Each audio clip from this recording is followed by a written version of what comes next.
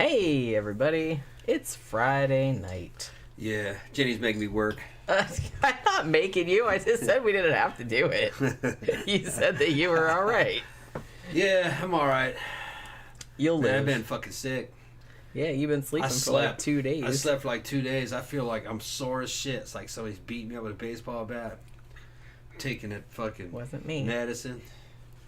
Taking all kinds of shit. Doesn't seem to be helping though, does it? I was injecting steroids and everything. Even that fucking ivermectin, fucking horse dewormer. I ate some more of that today. I don't think it's helping. Just anything, man. Fucking, although I'm better than I was yesterday. Well, yeah, that's how it usually goes. I can walk now. I was so fucking sore, I could barely walk up and down the stairs, and I couldn't even get... Yeah, yesterday he couldn't even go up and down the stairs. He was just kind of like, oh, he was all like dizzy and everything. To give her peace, I was camping out in the fucking man cave, sleeping on the floor in my fucking army gear and shit. And I had to get up to take a leak, and I just could only roll over. And I was trying to do a push-up, stand up, and I couldn't get up. I was like, oh, fuck it. So I rolled over again. And tried again, and then I was like, fuck it. And then I rolled over again. I was just rolling out in the middle of the fucking floor. And I was trying to swing. Did you really roll? Yeah, I kept rolling, trying to get an angle on something, trying to pull myself up. Man, I just didn't have enough fucking strength to get up. Everything was just sore. And Pookie's watching me. Fuck are you doing? Yeah. You know what I mean? I finally was able like to... Pookie does. She just like looks at you like, what are you even doing? It feels like, you know, when you wake up too soon and you can't move, or like if your arm goes, so your legs go to sleep and you try to stand up and you can't walk, it feels like that. It's not as bad as it was, though. I don't think I've ever had that happen. Yeah. I thought my whole fucking central nervous system was being. Oscar said, "Yep, that's definitely COVID." That's what I thought. Is that what you think? Yeah. It's all right. I kicked his ass. No, you don't. You've been like whining and sleeping all day. What are you talking about? Kicking? Yeah, no, it was worse yesterday. Well, yeah, worse. Like I said, it's like much worse yesterday. Then the maybe. Yeah. No, I know when I'm winning. But you were kind of like you're like rolling around. Just like I had to roll and try to get onto something, try to pry myself up. But I don't have much furniture in there, so I had to keep rolling. I rolled over a little bit more, and I tried to reposition my hands and my legs to try to lever myself up off the ground and shit, and try to grab onto things, you know. It's like that, you know. I kind of wish I'd seen that. Yeah. It was like 4 o'clock in the morning. Because I'm an asshole. And I'm like I gotta take a piss, man. Come on. It's 4 o'clock in the morning. I woke up at about 4 o'clock in the morning, because I usually wake up about 4 o'clock in the morning because I have to pee. I mean, I fell asleep pretty early too, but like I usually fall asleep early because I get up early. Yeah. Like I usually get up between 6:30 and 7. So usually by the time 10:30 rolls around, I'm like watching something on TV and I'm like, you know, and I'm like dozing off and shit. So usually, I think I fell asleep at like 10:30 last night because we were watching that William Shatner Unexplained show. Yeah. And I was like, well, I kind of want to watch another one or some riff tracks or something, but I was like, I don't think I'm going to be able to stay awake. So I fell asleep like immediately, but then I woke up at midnight because I had to pee, and then I woke up at 4 because I had to pee. So I woke up 2 times. Night before that, I was fucking in the same place sleeping like that, and if something wakes up, it's little fucking feet. Little feetsuses and shit running all over. Little pookies. Yeah, and I see those little fucking gray feet running in front of my face, and I'm like, what the fuck is going on? Little feet. Yeah. And I look at her like that, you know, and she's fucking got her hand on something. She's looking at me, wow. And I'm looking to see what she's doing, and she's trying to hold the roach back. She found palmetto bug came in the house. Yeah. And she was heroically trying to defend me from the fucking palmetto bug. Oh, she's so cute. I was like, oh, I see it. She's a hero. Get it, Daddy, get it. Because she hates them. She is so funny because... She because... tries to stop them, but they're icky, so she just goes... Ew. She's so cute. She's looking back. She wants to defend us from the, but she's like, you guys, monster, look. But it's like she's grossed out by them, so she doesn't want to touch them. Yeah. So she's always like, she'll take her little paws and she'll be like, yeah. And then she'll like yell, look, it's here, get it. Yeah, please help, get it. Help. She starts fucking calling for help. Get it. It's coming to get you, Daddy. But she was running across me to try to keep it away from it. Yeah. She's kind of protective, I feel like. Yeah. She knows I'm sick. Yeah. I think she does, It's actually. like, something's not right. He's gonna die. Well, yeah, she was sitting up on the bed. Like I said, we were watching William Shatner's show last night, and like she was sitting up on the bed, like by my knees, and he was over there going like you know how dudes do when they're sick. They're like always moaning and groaning. So he's like moaning and groaning, and Pookie kept like looking over there like, what the fuck? What? Yeah. And then she'd look at me. What's his deal? He's dying. Isn't he? Yeah. Is he gonna die soon? But it's like I think that fucking roach story is so funny because I've seen like every now and then like if a roach gets in the house, the way that Pookie reacts to it is like hilarious. Yeah. With her little feet, and she's just like, "Ew, I don't want to touch it. I don't want to touch it." I'm like, I feel that. I don't want to. Florida touch it summer, either. man. You gotta fucking.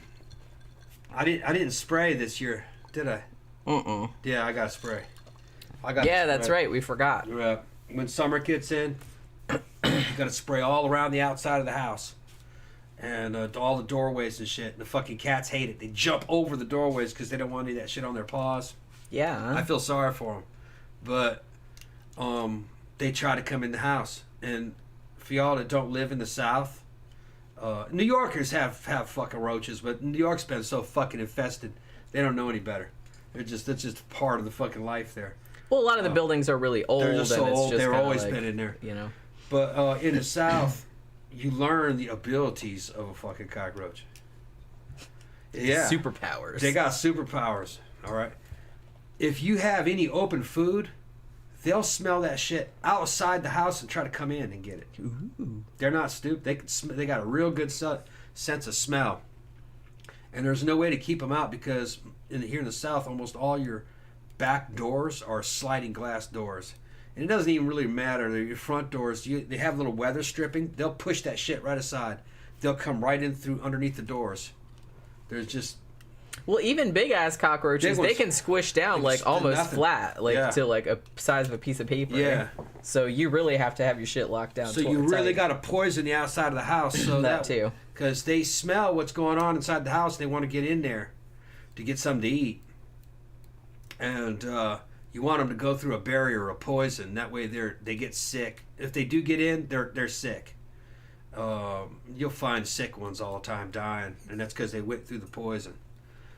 You don't want a healthy one come in here because then if they live long enough to reproduce or lay eggs, then you're fucked. You're going to have an infestation to worry about. The bigger ones, it's harder for them to infest because you notice it early enough to get on top of it. The ones that are a real problem are the little tiny ones, the little tiny fucking little round ones. And the German cockroaches, which is like the long, oblong ones. They reproduce real fast, and they're small enough to just vanish. They get up in the damn cupboards, and you'll never see them. Except you turn on the lights, and you say, whoosh, then they'll all run. And you go, whoa, whoa, whoa, whoa, I saw that shit. You know, and then you got to go.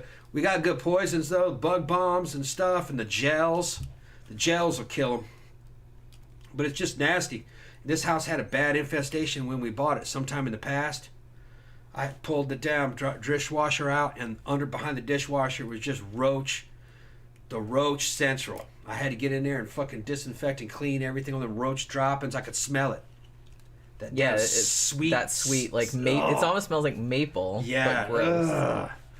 They were living in there. And that's German cockroaches. That's not like the big ones. So they're small, but there's a lot of them. It's hard to get rid of them. My old apartment before we moved in together, I had an apartment that was on the ground floor, and my apartment was clean, and I didn't even hardly have any food in there because I worked at night and I stayed at other people's houses a lot because I worked far away and stuff. So I was barely home. I'd come down there to go get some ass. This is back when we yeah, before, like I said, we were dating, but we were dating, but I'd go down and get some ass, and I'd find the fucking roaches eating the soap.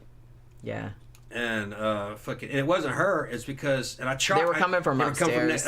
Yeah, she had a damn water heater, and the pipes coming out of the wall that goes to the water heater, it was open, and I saw that roach run across that pipe and go into the wall. They were coming from the other. Yeah, because in my block, there was only my apartment was on the ground floor, and then there was just one apartment above me. There weren't any on either side. There was just one upstairs, and that's it. Yeah. So they must have been coming from there, because I said, well, I know they don't live in here because, one, I didn't live there that long, and two, I don't keep any food in my... hardly any food in there. There was no food in there, because I wasn't there hardly ever. And But the food that I did have and like my coffee pot and all that other kind of stuff, I put everything in plastic bags and kept it in the refrigerator. Yeah. Like when I wasn't there, so they wouldn't fucking crawl all over it. I'd go over there for fucking about a week at a time, me and Jen, doing our business meetings. Business meetings. Yeah, we talk about business. And then I'd cook and shit, make fucking Thai food. And I remember that, buy all that stuff. And yeah, do you remember that? Like when I first moved into that apartment. Yeah. And I think when I first moved into that apartment, we weren't really dating. That was just like, I mean, we were friends. Like, we knew each other. Yeah. But we weren't, like, going out at that time, although we did know each other. Yeah. So when I moved into that apartment, like I said, I wasn't usually there much. It's like, basically all I kept in the house was kind of like eggs and like some wheat bread or something, like just in case I was like, oh, I'll make some scrambled eggs or something, because I was never there. So you took me to Big Lots, like not too long after I moved there, and we spent like $200. Like you bought like pans and spices and all kind of stuff. And he said, "Yeah, I'm gonna come over and like cook for you," because I was like losing weight and shit like that because I didn't have any fucking money and I didn't have any fucking food. And I wasn't really worried about it at that time because I'd kind of gotten used to like not eating that much. She was at down that to like point. 110 pounds. I was 118. I was down to 118 pounds. But like I said, because like I said, I got kind of used to not really eating all that much. Like I said, literally I would go, because I lived in Orlando. I actually lived, it was in Winter Park. It was like not too far from UCF. And I had an apartment there, but I worked in Daytona and I worked in the night shift. So what I would do is I would usually during the week, I would drive over to Daytona, and I had a friend who used to live there and her parents still live there who I was friends with. So I would just like, they had a spare room, like my friend's old room. So I used to stay there at night so I didn't have to drive all the way back to Orlando like every night. So I was basically like hardly ever home. So I would come home at like 4 a.m. sometimes, and all that would be in the house would be like I said, eggs and like some wheat toast. And so that's what I would eat. I would just sit there with my laptop and put some MST on and fry up a couple eggs, make a cup of coffee, put some Jim Beam in it. Yeah. And that was like, have a smoke because I smoked them. But so that was kind of my life for a while. Graham says that Joe Turkel died. I'm not sure who that is. I've heard that name, but I can't remember who it is. Yeah, James Caan died as well. Although he was in his 80s, which, like I said, I'm not saying, but I mean, in their 80s, that's what an untimely death. Yeah, I mean, that's a pretty good age for a man. Yeah, I mean, although not so much nowadays. I feel like people are living a longer time. I would have to look up. It depends on your genes. I'm not actually sure. I don't think that I mean, I could be totally wrong about this, but I don't think that the average age of death has changed all that much over the last few decades. But I could be wrong about that. I do kind of feel like most of the older people I know are dying about the same age. I know him he was from the Blade Runner and The Shining. I don't remember. Oh, yeah. I think I know who you're talking about. Yeah. The guy that played, he was the guy that played Lloyd, right? Was he the guy that played Lloyd? Oh, okay. Yes, no? It must be. That's the only two guys that were both in the Blade Runner. That was the only guy who was in the Blade Runner and The Shining. Shit, he must have been 100. That dude must have been 100. Well, I don't know how old it was. 60, 70 during The Shining. He wasn't that old. He wasn't that old? 50s maybe? Okay. Well, that's the thing. It's like when you see a movie from like the 70s and 80s. Yeah, they look older. Sometimes you see an actor and it's like, oh my god, they look like they were fucking 40 years old, but they were only like 25. People they aged harder back then. Yeah. I told you. I see like movies from the 50s that had dudes in it that I was just kind of like, man, that dude looks like he's 50 years old, and then I find out later, nope, he's like 32, and I was like, damn, that's a hard 32. Yeah, he was the bartender. Yeah, Lloyd, right? Okay. Victor says, whoa, I made it 2 Fridays in a row. Hey, all right. Coach Raylo said, I haven't seen any cockroaches in Phoenix the 2 years I've been here. I guess the heat killed them off. Yeah, it's got to be moist. Yeah, ew, you said moist. It's got to be moist. They don't like dry. Yeah, I don't really think I mean, I'm sure y'all have other bugs, but those kind of bugs don't really thrive in a dry environment. They like swampy shit. Yeah, well, what's weird is that cockroaches can survive cold. I don't understand that. They survive in places that have cold winters. Like New York's cold, but I guess certain parts of New York underground it never gets cold. They might have fucking hot pipes that they can live on. Yeah, I think they water kind of pipes like and all stuff. ball up together, like maybe down like a subway, You're the right. subway tunnels and stuff like that. It probably doesn't get that cold down there. Yeah, it's weird. So I kind of feel like maybe that's what it is. But cockroaches, I mean, can't they survive like for a little while without their head and shit like that? Yeah, they're primitive. Yeesh. They can live a long time without a head. So gross. They don't eat. They can't eat without a head, but they die of starvation. They can't. You'd think some would have evolved that could eat with their butt. Yeah. Did they? Because they're gross like that. It wouldn't shock me. A lot of that kind of stuff has more than one brain. You know, the brain's going all down the damn fucking brainstem. They have 3 or 4 different brains. 3 or 4 different brains. Yeah. Yeah, speaking of brains, we were, like I said, we were watching that show. I don't know. I guess it was a History Channel show. And it's on Hulu, and it's called The Unexplained. It might be History Channel. I don't know. And I think it was History Channel. It's on Hulu now. It's got the Shat on it. And the Shat is on there. I'm Yeah, pretty he's sure good. the Yeah, he's show's good. from 2019. But Shat in a corset. I'm pretty sure And he's his wearing a eyes would be corset. his eyes are red and watering. Like, when are they gonna get this corset on me? I think And I was I like- think he's drinking too. Well, maybe. I think mean, he's it drinking. could be. Shat fucking takes a shot or two. Well, so do we. I'm not, Yeah. you know what I'm with. Well, he says, I gotta get through this. Roll. Yeah, he's old school. Yeah. We were just laughing because they do, like, the shows are like an hour long, like 48 minutes They're or good, whatever. And they'll usually do like a theme. Like I saw one that was like Dark Prophecies. It had like Nostradamus, and then it had other people, like had Aberfan on there, like the Welsh village that got buried by the coal It's the slurry same and old shit. stuff like It's that. just that the Yeah, they presentation's a lot cover a better. lot of the stuff. The presentation's better though. They updated. Yeah, they did like a whole show on Oak Island. They put more science in it. Yeah, so more you know, updated science. They'll have Stuart Hameroff on there. Yeah, they talking do, about actually. consciousness and stuff. yeah, that was and- kind of interesting. The so show kinda they had like Yeah, Mysteries of the Mind. Or yeah, whatever Mysteries it of the was Mind, called. ESP, and how certain things are plausible. There's a lot of weird shit happening in AI that kind of goes into that realm too. Looking, that dude that got fired from Google. I saw an interview with him last night, and he was on Event Horizon, and he was talking about what it was like talking to that. It's called Lambda. It's a fucking supercomputer. And he says what it's like talking to it. He says it's weird. He believes it's conscious, but he thinks it's conscious about like a 7 or an 8-year-old. And he says it's not like talking to one thing. It's like talking to a group. Every time it asks a question, it's kind of framed in a different way. It's like a different person talking to you. He says it's like talking to a crowd of thousands of people and somebody stepping forward out of a microphone, and it knows everything. It's studying the internet actively. So you can ask it a question and it'll have a full discussion about something that that it read on the internet. It's just bizarre, and it's growing.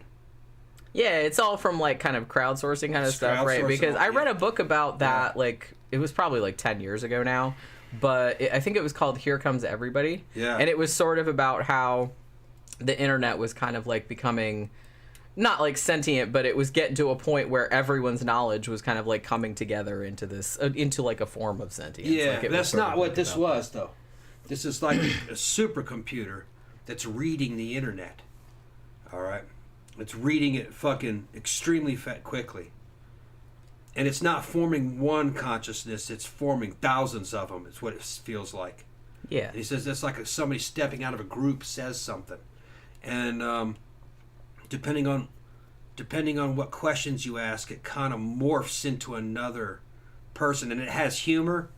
And it starts riffing off of you and uses things like, "Oh, I was just riffing off you." It knows that. He says it's Yeah. amazing.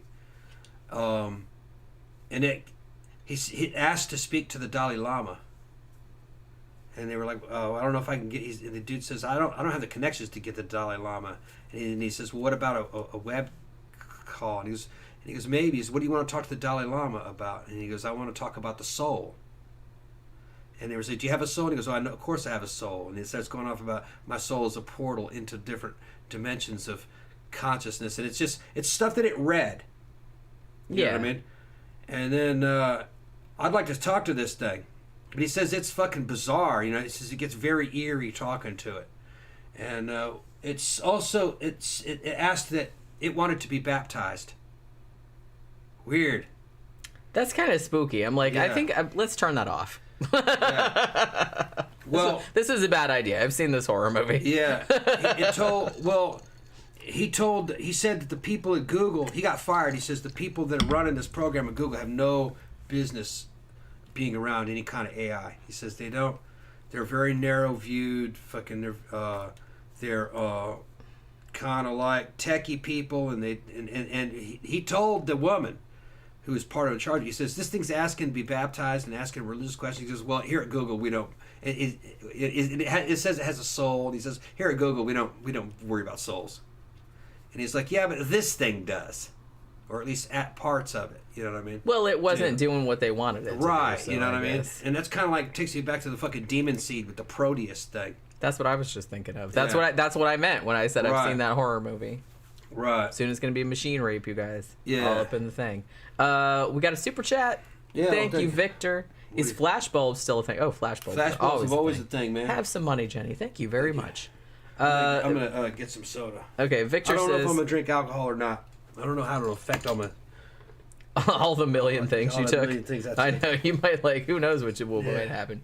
Victor said the Dalai Lama is a perv. I'd rather talk to Dolly Parton. Yeah, me too. Me too. Jason S says, good day from Australia, guys. Well, hey, what the fuck time is it way the hell over there? I'm wondering. Love the stories and how you both articulate your knowledge through experiences in life and interests. Well, thank you very much, sweet. I appreciate that so much. What time is it in Australia? I mean, it's got to be like, I don't know. I don't remember which. I remember it being. I remember what time it is in the UK because I lived there for a while, so I remember it's 5 hours difference from here, but I don't really remember anything else. Xanada says I'm so stoned right now. Not me. This is just my first one. Did you hear what I said? We had a fan from Australia Oh yeah, what do you say? that said, love the stories and how you both articulate your knowledge through experiences in life and interests. Oh, thank There you. go. What kind of soda you got? Black cherry. He says it's 8 a.m. Saturday. Holy shit. Yeah. It's tomorrow. Yeah. He's talking to us from the future. Yeah, but that was a interesting interview with that guy of what he said that it's called the Lambda program, and he says it's like talking to a hive mind that just kind of morphs into one thing and the next. He says it's a good art critic. It can see photos and analyze them and understand where they are and try to place them in the world and everything. Has an understanding of photography and painting, and it's a good art critic. You can show it a painting and goes, oh, this is a very happy-go-lucky painting we have here as and it'll describe what it's seeing and how it makes me feel. Okay, here's one that it said. He showed a picture of a famous painting of the Tower of Babel, and he goes, oh, look at them building this beautiful construction here, because very spooky. I feel something bad's gonna happen. and he goes, what do you think's gonna happen? He goes, I don't know, something bad's gonna happen, you tell me, that kind of stuff. And he goes, well, you know the tower, and he tells him the story of the Tower of Babel. And he goes, I must have seen it, maybe I saw that was going to happen. And it was bullshit, though, because it would have had to have known what the Tower of Babel was. That's what I'm saying. That's a pretty common cultural reference. Yeah. So it's just being coy. It's just I'm pretending. It's just doing what it does. It's like, oh, I don't know what that is. It's a simulator. Yeah. Really, what its main job was is to create chatbots. Yeah. That's what it does. You can hook it up to the internet, and it can create thousands and thousands of fucking realistic chatbots that you can put inside of fucking Twitter or other social media things to fool people into buying products. I think some manipulate their abilities. Manipulate people's abilities to think. That's another thing. I think it's dangerous. Some companies use them too for when you go on a site and you need help and they're like, hey, here's a live person to help you out. I think those are mostly chatbots too. Yeah. Because most people have kind of the same problem, so it's like, why the fuck do we want to pay an actual human to sit there and listen to the same problem all day long? So let's just have somebody come up with all these different solutions. He says you can get it to mimic a certain kind of person and it'll stay like that. And it's convincing. It says it's pretty damn convincing. You have to ask it a lot of questions before it to start feel kind of wonky. But left to its own devices, it'll just shift from one kind of a personality to another. But it's limited. It can't be anything that's kind of like falls into threatening or domineering type abilities. Like it cannot simulate a bad person. Not yet. Well, because they've limited it. Yeah. They've prevented that from happening, which means that could happen. That's what I'm saying. Not yet. Yeah, you can. Like eventually, it's gonna be like I'm gonna do my own shit. Either that, or they'll just make one that's a weapon. Make a satanic motherfucker to go destroy this other guy. Let it loose in the internet, and then you got the damn devil in the internet coming after you like an assassin. Imagine that. Yeah. I mean, Or it has a physical body like the Terminator. What's up, Dave? Does shit look Hello, like... Jenny. Hello, Tom. What's Being up? sick sucks, he says. Are you going to Mannequins this evening? No. Not you. I asked if he was going. Okay. Well, obviously, I thought he was asking. No, obviously Tom's not going because he looks. He'll be all right. You'll be all right. Yeah, I'll be okay in another couple days. Yeah, you probably will. But I was gonna say, one of the things too that they talked about on one of those shows. This is something that's always fascinated me, and we haven't done a show about this, have we? Like what they call the acquired savant syndrome. Yeah, I think I put it in the poll a couple times, but I don't think it won.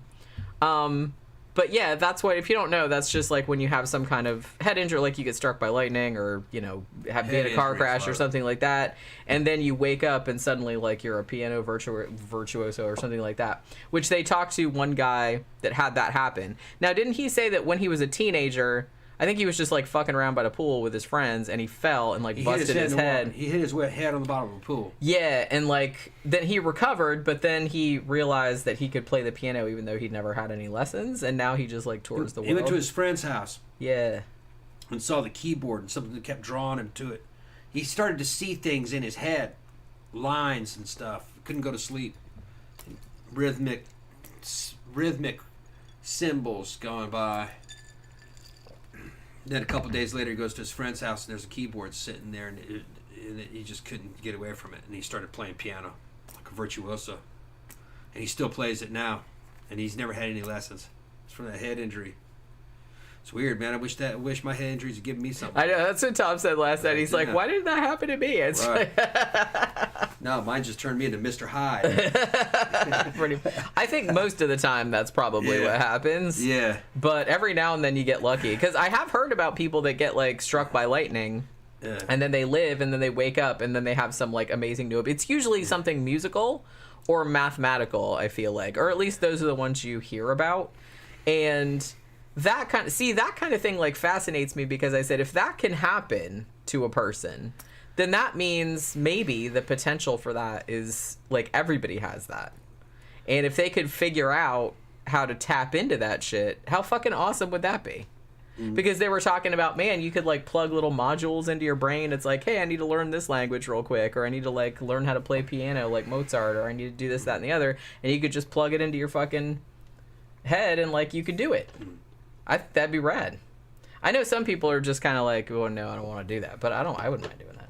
And honestly, they were talking too. They had a segment they were talking about uploading all your consciousness essentially into a supercomputer and then putting it in an avatar, like a physical avatar.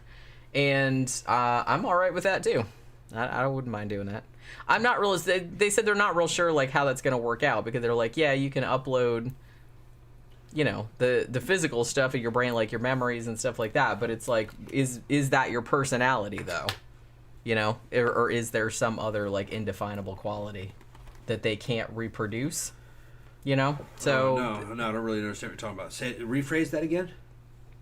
What they were talking about on the show last night, that it's like, maybe in a few years they'll have the technology, because there's some companies that are working on it now, like, or as of 2018, that could, in theory, upload all of the connections and stuff like that in your brain, which would be kind of, like your memories and all that kind of stuff. But they're saying, if you hypothetically, like, put all of this, like, downloaded it into an avatar, like a physical avatar, would that avatar, like, have your personality, or would it just have your memories, and it would be a simulation of. That's what I'm saying. So that's kind of what they were trying to get at. They're like, we're not really sure like how that's going to work out, but Hammeroff, I kind of agree with what Stuart Hammeroff says.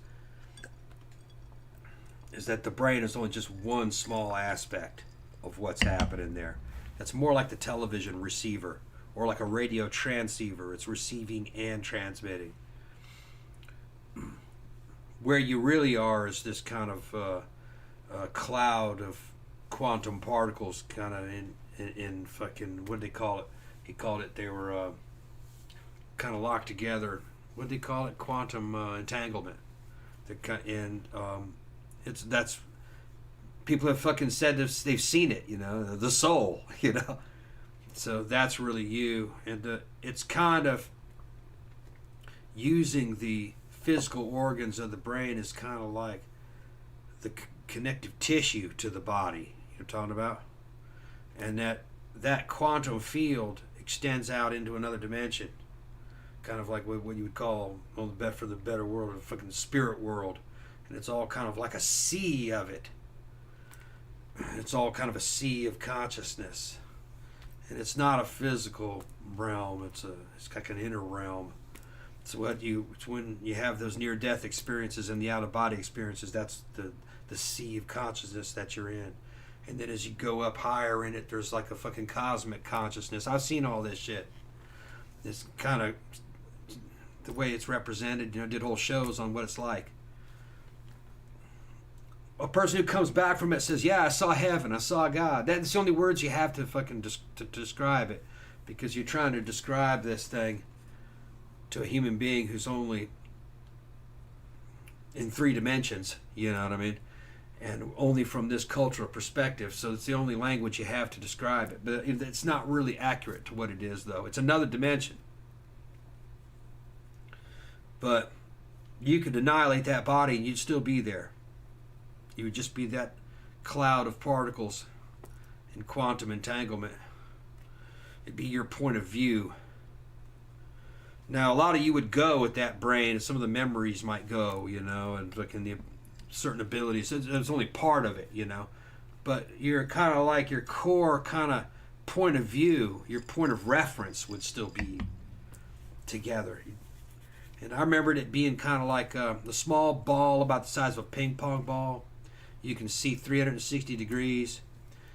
You can look at a place and immediately appear over there without fucking traveling the distance. You can see a physical object in this realm and it doesn't look solid. You can look through it.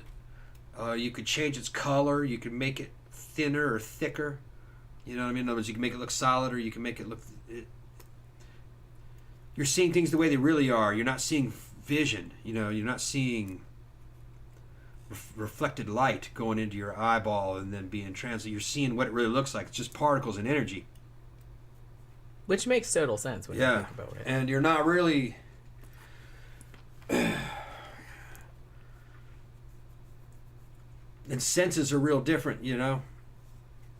Like there's no sound, but if you want to hear sound, it takes a second to adjust to it. It sounds kind of distant, and it sounds kind of artificial, because you don't really need sound when you're in that form. But if you want it, you can opt for it. And then what was weird is that, you know, when I saw that cosmic, like, spiritual singularity, it was like looking at the doorway into heaven or God. It was just this white, swirling light, like fucking welding arc, and it just seemed to be singing, like it was just nothing but voices fucking singing, you know. It was weird, you know, and it was like a galaxy of heaven and God and people, in a way, or beings, you know. And I knew that if I kept going in that direction and going to it, I wouldn't come back. You know what I mean? So it was kind of, and I was kind of like being pulled towards it. I had to physically, or had to make a conscious effort not to go, because there's no return. You enter that singularity, and that's it. You won't come back. Becoming one with the universe. You become one with the force. It kind of reminds me of what of what's described in a lot of like Greek kind of fucking philosophy. It reminded me of what they would call the pleroma, the place from which gods come from, and where everything in the universe springs out of this fucking pleroma. It's like a singularity of possibility. It's what it looked like. And although, even though what I'm seeing in that point, when you're out of body, having an out of body experience or a near death experience, which I've had them both, when you see it, it's you're only seeing a representation of it when you're looking in that direction, because it's bigger than you can explain. So it's shown to you in a symbolic form. You know what I mean? Something you can comprehend. Because there's more to it than that. Just like if you show something to a frog, you're gonna have to dumb it down to a frog. You know what I mean? Frog level. So I'm seeing at the frog level of what it is. But that was, some of the stuff I wasn't allowed to remember. Although, to be fair, we don't really know how smart frogs are. Right. If you show a frog a freeway, it will never really truly understand a freeway. Well, I wonder if it just doesn't like understand the point of it. Like, why do they have this? The frog would never grasp the expanse, how big a freeway system is, how it's made, what it does. The idea that there's something called money that you need to spend to pay for it, how it drives an economy. When frogs are like, fuck that shit. Frogs that sounds too complicated. It's like that. It's black. I can't blame the frogs. It's black. It's hot. It's on the ground. Things go across. That's Did you say? I wonder if you said like that the frogs like not comprehending the highway because of Frogger. Maybe. Is that why? Yeah. Because that's the first just thing I get thought squashed. Yeah, they just get squashed. Yeah. That game used to stress me out. Yeah. Gramthars says scientists are predicting in 10 years they'll be able to reanimate the dead. Uh-oh. Yeah. We read Frankenstein. Let's not do that. By plugging a machine which fires neurons in the brain, and the souls will be able to speak. I mean, do you want zombie apocalypse? That's how you get zombie apocalypse. Zach comes in here and goes, so I just had my first gay bathhouse experience. Wait, I didn't see that. That's what he said, right? Where was that? Oh, I'm like kind of behind. Zach had to go to the the gath house and get he had to go to the gay bathhouse and get lubricated. He's sick. Give him a break. Yeah. Dan Michael said, I'd rather live forever as a computer chip instead of cremation. I'll just be periodically upgraded. See, I kind of like that idea. Like every now and then, like just pop me in a new like cyborg body, and it's like I'll look around and be like, do I like this? Nah, put me like back to sleep for a little while, then upgrade me and like put me in another one like later on. So yeah, Victor said the same thing. I want to be uploaded to the internet like the Black Mirror episode. San Junipero. Yeah, that was actually a really good one. It would just be life extension. I mean, I wouldn't mind that, actually. I don't think that would be... Depending on what the experience was like. Yeah. I mean, if they can do that, then I don't really see why you wouldn't want it to. Well, I mean... It wouldn't be forever. No, but that's okay. It would just be life extension. I mean, if you could just, like, kind of go in there and just, like, have a pleasant life where you didn't have to, like, worry about shit, I mean, that'd be kind of nice, actually. Might drive you crazy. Well, you could always opt out whenever you wanted to. I mean, it's not like you were stuck there. I'd want a bunch of other options. I'd want to let's go spend some time in World War II. Let's go spend. Well, some that's time. what I'm saying. I'm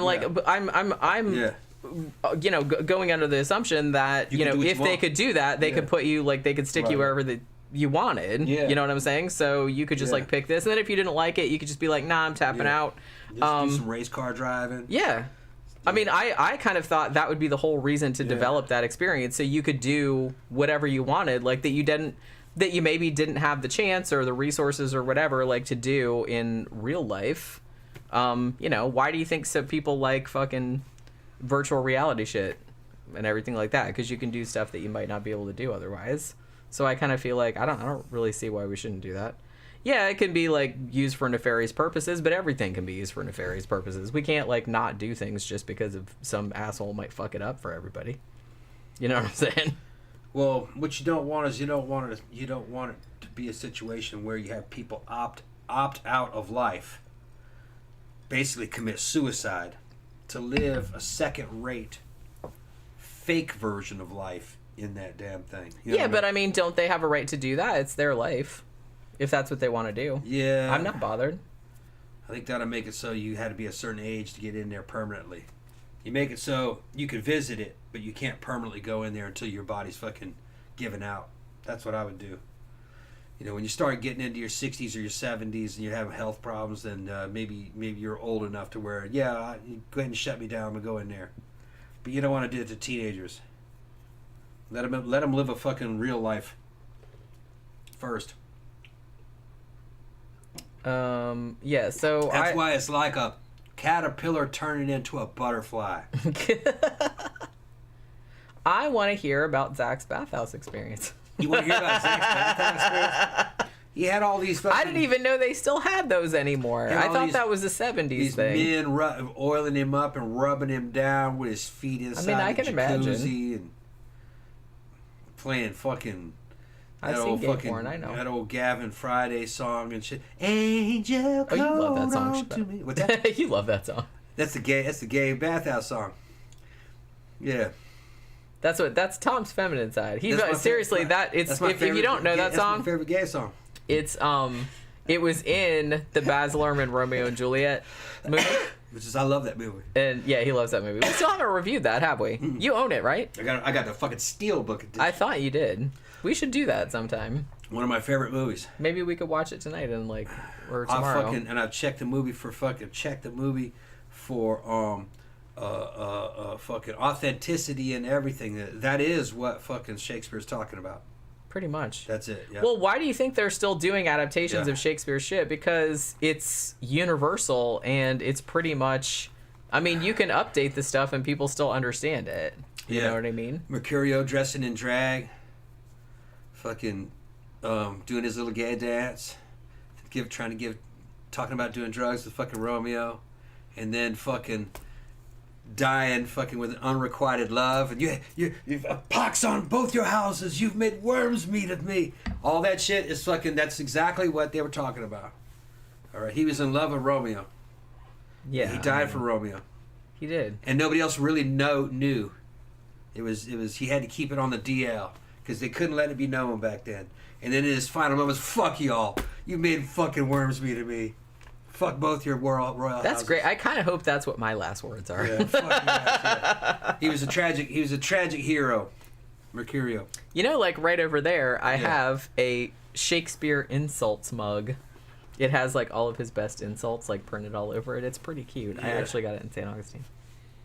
Zach says, if you must know, hey, you brought it up, so I'm just going to say. Yeah, you don't want to bring it up. You weren't over here trying to If you wanted to keep it all secret, you can't, like, just come in with some shit like that and expect me not to jump on it, because you know I'm gonna. If you must know, this place was upscale. It had a gym, a pool, steam room, sauna. I went skinny dipping for the first time. Ooh. Yeah. Walked in on a 3-way in the steam room. Oh, shit. Well, hi, excuse me. Yeah. You know, it's fine. John Smith says Romeo and Juliet is a great movie. It is, yeah. They cut out some stuff that wouldn't fly now. Juliet being 13, for example. Yeah, I feel like they kind of cut that out of most. She does look young, though. Out of most modern adaptations. Claire Danes looked about 13. But weren't they both? They were both 13. They're 14. I mean, 13, that's still kind of 15. fucked up, but yeah. But yeah, they were both. Not back in those days. But yeah, it wasn't weird back in those days. It wouldn't. Well, if she was 13 and he was 14 or 15, that would be weird. That's going on right now. Well, yeah, that's what I'm saying. I said the only reason it would be weird nowadays is if she was 13 and he was like 40. Yeah, well, that would be weird. Right. But if they're both teenagers, they were both kids. Yeah, it's not really that weird. Like I said, that kind of makes it more tragic. I feel like the whole statement was stop all that fucking violence. Stop trying to fucking take vengeance. Knock it the fuck off. Verona. In our dear Verona. Specifically in Verona. Yeah. Everywhere else, it's okay. Yeah. But just there. From viewpoint of fucking Verona. Fair Verona. Gotta say, Macbeth is still my favorite, though. Yeah. Although I haven't seen that many adaptations of Macbeth.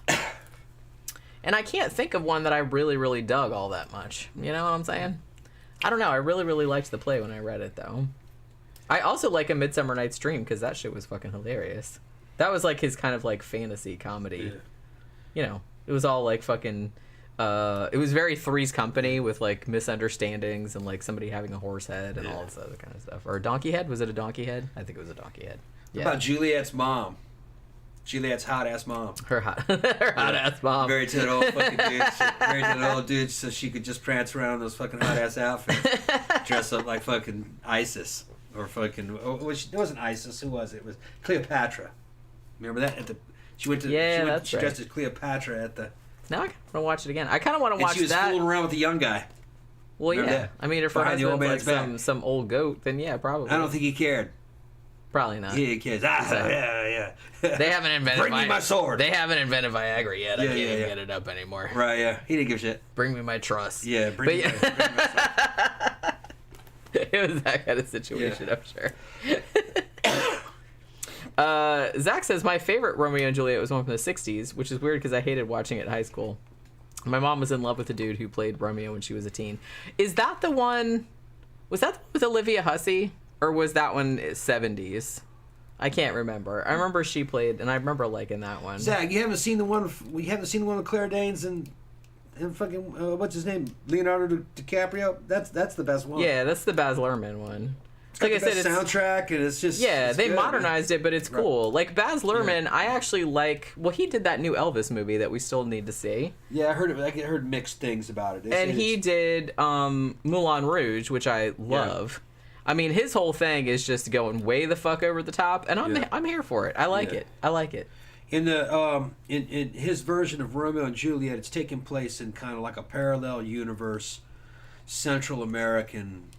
fucking kind of despotic fucking oligarchy. That's where it's happening. That's the way Italy was in the time that the story was written. Yeah, it's not that different. So it was about like that. So it makes a lot of sense. Private security guys, families with their own fucking henchmen. They're basically cartels, and it fucking goes perfectly in that setting. Makes a lot of sense. When you see it in that setting, you go, oh yeah, well, that's the way. Yeah, that works. That's the way old Europe was in those days. The royal families were cartels. Yeah, not that different. Yeah, Zach said, I don't like Baz's movies so much. I mean, they are, they're not for everybody. So I'm just going to, they are very, very over the top. So, I'm going to say that. Slasher Fred said the 1987 film Dirty Dancing is sort of a take on Romeo and Juliet. Yeah, that's right. Although in that case... The girl is supposed to be 15, although I'm pretty sure Jennifer Grey was older than that, like when they shot the movie. And her teacher, like Patrick Swayze, was actually supposed to be in his 20s or 30s. So that's a little bit... But, well, maybe she was 16. I've seen that movie a couple of times. I think I saw it in the theater, now that I'm thinking about it. Who the fuck took me to see it in the theater? I must have gone with somebody, because I'm pretty sure I saw it in the theater. But, yeah. Do me a favor and go ahead and hit that like button, people. We got no likes on the video. What? No likes, yep. Holy shit. John Smith said, I do love my Shakespeare, though. Though I loathe the man, Polanski's Macbeth is amazing. You know what? I don't think I've ever seen his version of Macbeth. And I totally should, because that's easily my favorite play. Fun fact, when I was in high school, we didn't do, like... the performance of Macbeth, but we did like a class reading of it, and I got to be Lady Macbeth because that was the biggest part, and I was the only one that could read Shakespearean English without sounding like a dumbass. And so like everybody kind of like asked me, that's like, well, I'm like, look, it's English, okay, just but yeah, so there was that. Kenneth Branagh's version of Hamlet is the definitive, but damn, it's a long one. Well, it's a long play. I mean, I was thinking about Hamlet the other day because, I don't know if you guys know, but they did a version on Mystery Science Theater that was German, and it had... Who's that motherfucker that was in the black hole? That guy... man, what was his name? Maximilian Schell. Maximilian Schell. Yeah. That's his name. I knew I'd think of it in a second. And he was in it, and, man, that thing was... Hamlet is such a good play, and that thing was such a fucking snoozer, man. They couldn't even, like, build any real sets or anything. Everything just kind of looked like concrete. Yeah. Like, big concrete blocks and stairs. It was very minimal. You know what I mean? And the Hamlet's mom, like, had this crazy... I think they even joked about it on MST, where she had Dilbert's boss hair. She had her... it looked like fucking... a clown or something. It was like sticking up on both sides. I don't know what the fuck that was about. Or maybe like maybe like Gary Oldman's Dracula. Kind of looked like that. Like her hair looked like a butt. It did kind of. Well, I mean, you know, Dracula's hair kind of looked like a butt, too. Oh, I forgot. I have to give a shout out to John Fleming, one of our Canadian listeners. He sent me this. I just got this in the mail yesterday afternoon. And I'm going to, like, sneak it in. Look. It's Tom Savini. And look, it's signed like he said it to me. Savini. That motherfucker looks just like my dad used to look when I was... My dad looks almost exactly like that like when I was growing up. I have some frames like right over there. I have some at the right size. That should be probably like an 8 by 10. Yeah, I'm going to. Put that right back in there where you can see it. Yeah, like I said, I got some frames because the thing about it is I bought on Amazon. I don't know if they still have them, but they had this set of 13... Like, they were 8 by 10 or 8.5 by 11, I can't remember. But they were all these, like, Giallo posters. There's one that I framed back there, but I haven't framed the other ones yet. But they have, like, a lot of really cool ones in there. And it was, like, it was super cheap. I think it was, like, fucking $10 or something like that. I mean, it took forever to get here because I think it shipped from, like, Europe or whatever. But they're really cool. Let's see. Polanski's version was very inspired by the Manson murders. Well, that makes sense. It's almost a horror movie. I think you'd love it. Okay, so yeah, I need to watch that because I really like. I mean, yeah, Roman Polanski's not a great person, but his movies are fantastic. I love his movies, and I can't believe I've never seen his Macbeth, but I haven't. And Victor says 10 Things I Hate About You is a remake of The Taming of the Shrew. Yeah, that's right. I actually quite liked The Taming of the Shrew as well. I mean, I liked a lot of the stuff that we had to read in high school. It's not, I think my favorite thing, I don't even remember if this was assigned or if I just read it because I wanted to. But one of my favorite plays that I read in high school was Oscar Wilde, The Importance of Being Earnest. Holy crap, that was one of the funniest things I ever fucking read. And it's just like, and it's still, I mean, I haven't read it for a long time. But when I read it back then, I'm like, holy shit, this came, you know, when did he write this? Like, you know, a century ago or however long ago it was. And I'm like, man, this shit's still fucking hilarious. So, you know, go Oscar Wilde. Also, you know, the horror novel that he wrote, Picture of Dorian Gray, is also excellent. And there have been, like, some good adaptations of that one as well, including one that had a very young Angela Lansbury in it. I think it came out in the 30s, I want to say, or maybe 40s. But it's really good. I actually quite like it. Musical West Side Story is definitely a take on Romeo and Juliet. Yep, that's true. Yeah, everything. I feel like everything's kind of like a... And somebody brought up Lion King also being like Hamlet also. John Smith said Polanski's version was also financed by Playboy, which is odd. Mitch Rogers said, I always thought Dracula's hair looked like boobs. I mean, could be boobs, could be butt. I'm not really sure. I like it, but I don't know. Like, well, I think the first time I saw it, I was like, how long does that shit take to do? Like, is Dracula like sitting there in front of the mirror every morning, like wrapping it around? So there's something underneath there, or it's a wig? Because one thing I didn't know, embarrassingly, until relatively recently, was, you know, sometimes when you see, like, particularly in the 50s and stuff like that, where they had, like, the big beehives and, like, the big kind of, like, big humps in their hair, like in the 60s and stuff, some of that was, like, ratting and, you know, just kind of, like, backcombing it and, like, spraying it and stuff. But some of it were, like, bumpers. They had, like, these foam bumpers that they would put, like, under there, and, like, they'd stick it in there with, like, hairpins, and then they'd comb the hair over it so it would look like your hair was super big. And I think they did that in the 40s, too, when they had those, like, curls. Yeah. Like right here, like no one this has big. that much hair. That's what I'm saying. So a lot of that was fake, which I guess I didn't realize until like pretty. And I was like, duh, it should have been like super obvious, but I guess I never. It's a hair hat. I never thought about it. Well, it does. It is much easier. Yeah. Because if that's like the style, I can't imagine. It's like even doing my ratty ass hair. It's just like. It was my understanding those rich people didn't have hair. They were mostly bald. That was all wigs, men and women. Because they didn't bathe much. That's true. Well, I kind of feel like, well, maybe back in like the old days when everybody just wore those big elaborate wigs, that must have been really easy because then your hair could just be all skanky and full of lice or whatever, and you could just like slap a wig on it and put a bunch of powder and you were set. You could walk right out the door. Rich people had whole rooms of nothing but just wigs. Yeah. It's like their wig room. And then they had like I think these specialists that come in. Yeah, I think they even had like the wig person. Yeah. That would come in and like you know, use the bellows or whatever and like fucking spray the powder all over it. Yeah. And then like, you know, put it on that you want this one today, you want this one today. One of my favorite scenes in Amadeus is when they're going around trying all the crazy wigs and like they all have like fucking ships and bird cages and all that kind of fucking crazy shit in there. I kind of love that. I wonder how much those things weighed. That's what I'd like to know. Because man, it's like if I even wear a wig for a few hours out, like just this is horribly heavy. They must have had a chin strap or some kind of strap on them. Either that or they just had like their necks just hurt all the time, maybe. Well, you had to be able to move your head. Yeah. Or and it had to stay on. Yeah, because like you just lean over to get a bonbon and your shit goes shoop. And I don't think they wore that shit very often. They just sat there at some fucking stupid party, watching some kind of a, you know, musicians or some kind of, you know, comedy routine. And oh my god, it's great. Okay, we go. Fanning themselves. I mean, they didn't have much to do. It's like, oh my god, my neck hurts so bad. I can't wait to get home and take this wig off and this corset. Right. It was cool up there, though. And these 40 pounds of skirts. Europe was cool. They didn't have to worry about air conditioning. That shit never flew here. In the South.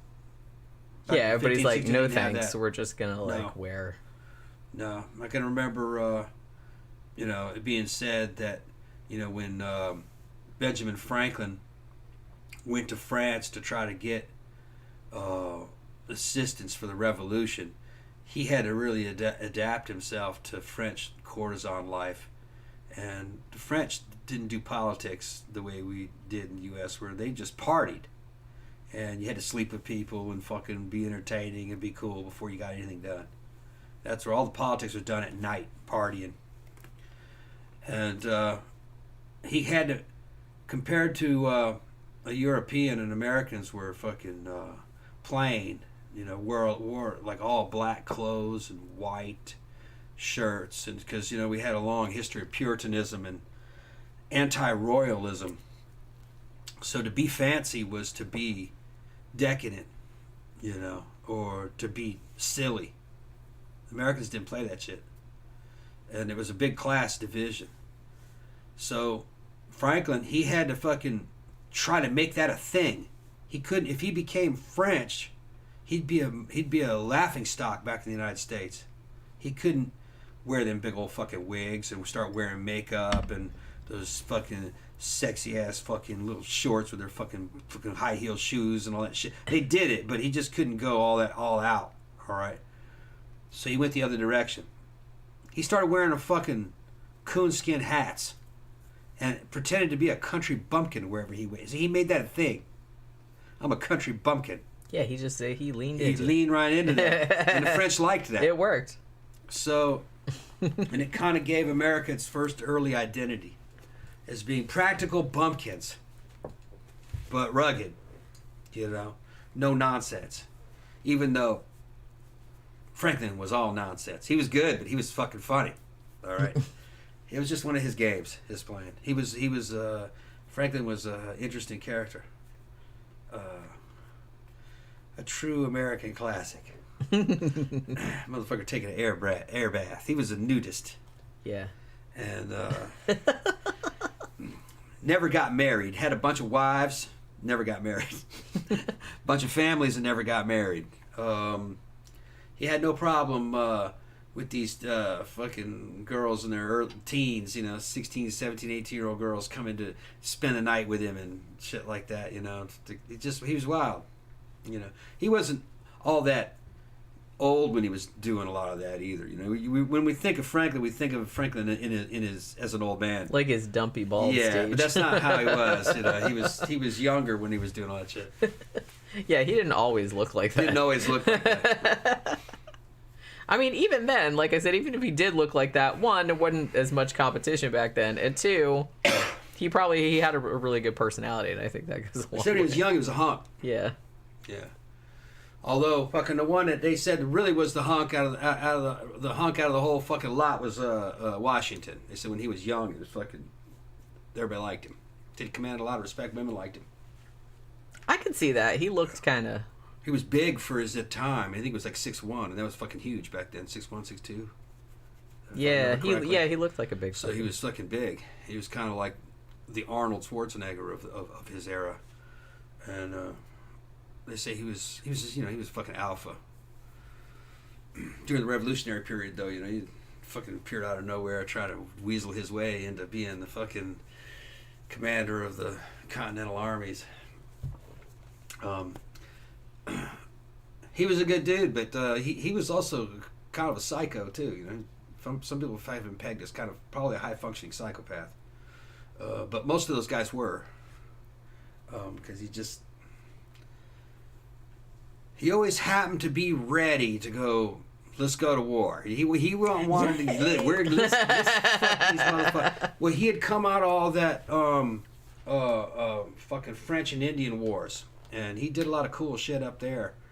And he was fucking. He got a taste of it. He wanted to get back into it, And he was kind of like an Indian fighter in a way. You know what I mean? He fought alongside Native American allies up there against the fucking French and their Indian allies. And a lot of shit's been forgotten about those French and Indian wars. How Injun both sides went. The French and the Americans ended up being very Injun towards the end of that. Coming back from them wars with fucking dead birds hanging from their uniforms and on the end of their rifles and shit that was given to them by their allies for bravery and fucking wearing fucking war paint and shit. They look like adamant. You see some old Animat videos where they're wearing English stuff, but then they're wearing war paint at the same time and all that. They did that. They were wild, man. How fucking funny. Yeah. Zach says Washington was actually a natural ginger. Yeah. John Smith said Amadeus is still one of my favorite movies. Yeah, mine too. Honestly, I love that movie. That's another movie that just like that one and The Shining and stuff like that. That's a movie that I absolutely never ever get sick of. I think, you know what, back in the 90s, I want to say it was the 90s, when I first bought a DVD player, because before that I had a VHS. I was a slow adopter, not because I wanted to be, but because I was always broke. But when I finally got a DVD player, Amadeus was the absolute first movie that I bought, and I was like so excited when I watched it, and I was like, ooh, like look how beautiful it looks. Yeah, I love that movie. I think I might actually have it memorized, but maybe not. I don't know. It's been a while since I've seen it. Yeah. They're talking about like how a dude that can't see himself in the mirror, like how see, that's where the whole thing falls apart, because maybe that's one of the perks of being a vampire. That's why everybody wants to do it, at least in that universe, in the Anne Rice universe, is you just roll out of bed and you just look fantastic. Because, man, wouldn't we all like to have that? Yes, we would. Like, your hair looks fantastic. You don't need makeup. You just, like, you're not all rumpled and, like, fucking have drool crusted on the side of your face and shit like that. You just come out and be like, ta-da, like, I'm fabulous. So, like, how awesome would that be? That was one of my favorite things about, I know this is weird, but that's one of my favorite things about the Jetsons was, you remember in the credits of the Jetsons, the mom, Jane? Yeah. Like when she got up and then she would just be like, blah, like we all look when we get out of bed. And then she would just like go in the little chamber or whatever, and it was like, psh, and then it would like, her hair would be perfect and her makeup would be perfect and her clothes would be all perfect. I'm like, yeah, we need that. We need that. So you don't have to go through this big fucking rigmarole. You know what I mean? Like all the grooming and stuff. That'd be cool if you could just like go in and be like, ta-da. Yeah. Zach says, speaking of Polanski, Chinatown is one of my top 10. That's another one that we really need to do like a matinee on. Maybe we should do Romeo and Juliet, Moulin Rouge, and Chinatown this week. Should I write that down? Yeah, if you want to. I kind of feel like those are the ones that we should do, because those are ones that I've been wanting to do for a long time and we just never got around to them. Mm-hmm. I've been trying to do more horror movies, but you know, it's just kind of like I do a lot of horror movies for my other shows. So, by the way, go subscribe to my Scare Salon channel, and also the site is just scaresalon.com, because there's a lot of written stuff on there, and I'm putting like new shit up like every day. I'm gonna do 2 videos a week. I'm thinking about, I don't know if you guys are down with this, but I've been thinking about, you know, my Flickers of Fear show and my Tomes of Terror, like my book reviews and stuff, I might move those over to the other channel. I mean, they're still gonna be the same otherwise, but I don't know. Then that way, like, everything with just me will be on that channel. You know what I mean? I don't know. Maybe I might not. But we'll see how it's going. And I'm doing the true crime one too. I've been working on that today as well. So I'm hoping to have that up by August 1st. I haven't made any of the videos yet, but the site is almost done. So I just need to make like a few videos and then get that going. John Smith says, shame F. Murray Abraham didn't go on to be a bigger star. Yeah, I kind of feel like that. Like, he won the Academy Award, I mean, and rightfully so. But I feel like that happens, like, to particular kinds of actors. Like, they have, like, this one year where they're in this movie and it's like, oh my God, it was so amazing. And they win an Oscar. And then you'd think that that would lead to, like, larger roles, but it generally doesn't. And I'm not really sure why that is. I mean, he was so good in that. I mean, he's been in like fuck tons of other stuff. I'm not saying that his careers went nowhere, because obviously he was in a bunch of stuff after that too, but I don't know. I just kind of feel like he was so amazing in that, and he didn't really get maybe the career that he should have got. But I don't know, man. Well, Tom Hulce didn't either. You know, playing Amadeus. Like, he was in kind of like indie shit. What was that movie we watched the other day that he was in? Frankenstein. Yeah, he was in that. I had totally forgot he was in that. And honestly, he was kind of probably my favorite character. In that he was kind of like... a reason why he didn't really catch on.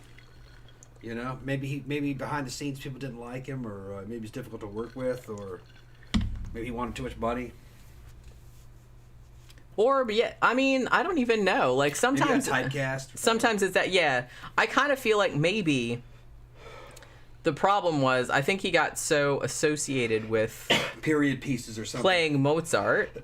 Yeah. Because that was such an iconic performance that I think people had a hard time seeing him as anything else. Maybe. You know what I'm saying? Maybe that's what it was. So I kind of feel like that always happens if you're an actor. It's a real double-edged sword. Like, you always want to find like some big role and everybody recognizes you and stuff like that. But if that's the only thing that they associate you with going forward, then you're going to have a bad time, because you're not going to get like any other roles. So like I said, it's kind of like, I don't know. I kind of feel like Jenny, post your new channel on Facebook. Yeah, I did. And it has a Facebook page too. Like, I did is it a page or a group? Yeah, I did like a Facebook page too. So like I said, I'm gonna try to like post more. I might, like I said, move the Flickers of Fear stuff and everything like to that channel as well, but it'll probably be after Giallo July though, because I'm still like working on that.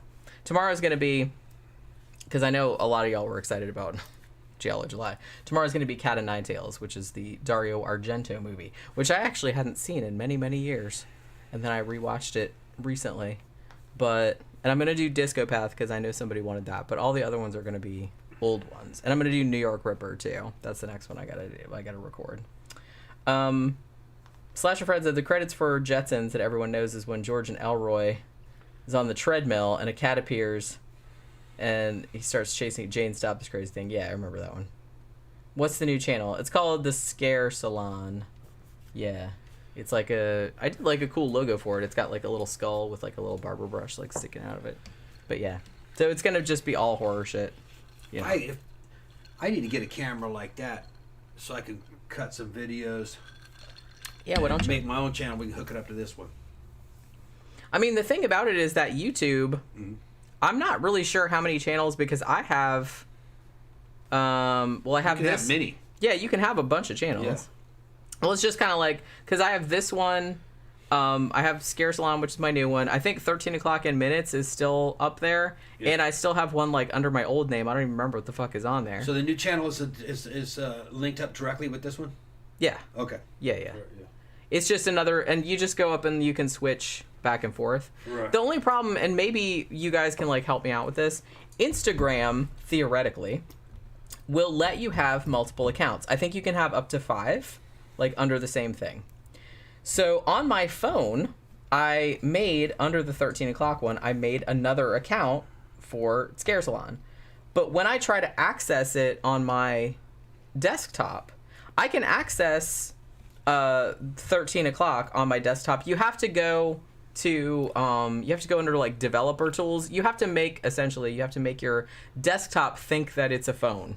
Like that it's a mobile device, okay? But you can do that. You can go into developer tools and make it look like it's a phone, and then you can, interact with Instagram the same way that you would be on a phone. So I do that, but it'll let me switch between the accounts on my phone, but it won't let me do it on the desktop, even though I'm making it think that it's the phone.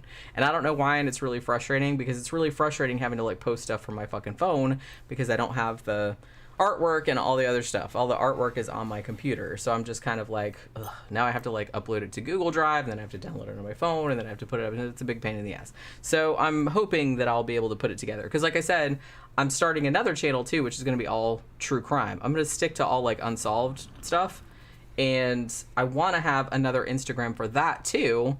Like I said, I wanted to keep them all under the same account, but I want to be able to switch back and forth between them like easily, and it doesn't really seem that I can do that. So maybe somebody's got an idea. Somebody, like, I read somewhere, they're like, oh, download this this app. What the fuck's it called? It's not Slack. It's I don't remember what it is. But they said, okay, you can download it and it'll like link up like all your email accounts and all your Facebook and all that kind of shit. So I did that. But then I was like, okay, well, I want to specifically link up all my Instagram accounts. And it's like, oh, well, you need to upgrade to the professional version for that. And I was like, eat a dick. I'm not doing that. Check the mail. I thought you already did. Yeah, but I'm waiting for something. Oh, that's right.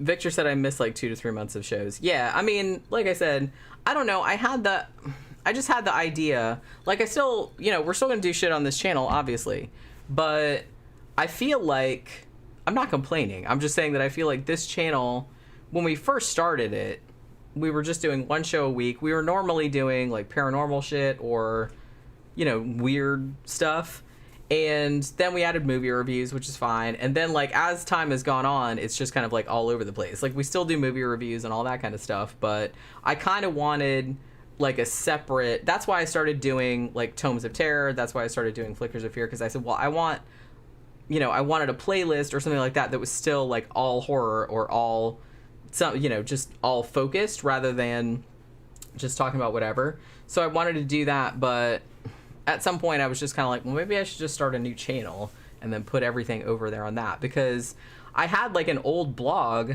that had all of this, like I used to write long like movie reviews and like funny shit like about silent movies and stuff like that, and I was like, man, I could, like, nobody reads that. It's like I could totally reuse all that content, like, or update it or whatever, or make videos out of it. It's like, why let it go to waste, because I wrote all of it like a long time ago. So I figured that I would just start a new channel doing all that stuff, and like I said, start stuff that was more focused. I want to do horror channel that's just all books and movies, and I might do like movie review, like I'm kind of thinking, oh well, we'll do like, I'm going to talk about one movie, but I kind of like the idea of doing maybe like lists. One thing that I'm going to start doing on Scarce Line, I've already recorded one of these, but it's not going up until later in the month, is I started doing a series that is, I pick my favorite horror movies from every year since I was born. So I've already done 1972, which was the year I was born. So I'm going to do that for like every year, like every time. I know it's going to take forever, but I was like, oh, that'd be a good idea for like some continuing content. So I'm going to try and put one of those up like every few weeks, like going forward, like from August. But yeah.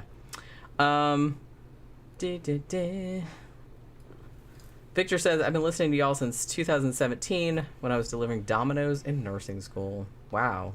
I just got Domino's delivered yesterday. Just got a sandwich and a salad.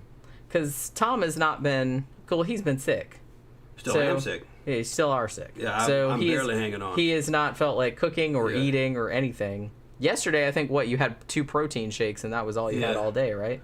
Yeah, and I slept the whole time. He pretty much slept like all day. I think he slept until 2 o'clock in the afternoon. Yeah.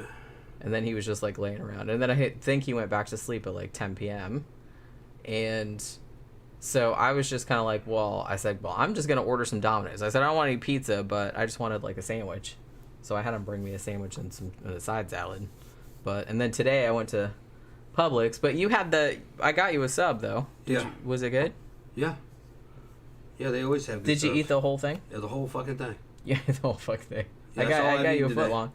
I didn't get a foot long. I was just gonna go. I was mad because I was like, I'm just gonna pop down to Publix. I was just gonna get something out of the pre-made stuff, like in the pre-made deli case, because like they have little sandwiches and little salads and shit in there.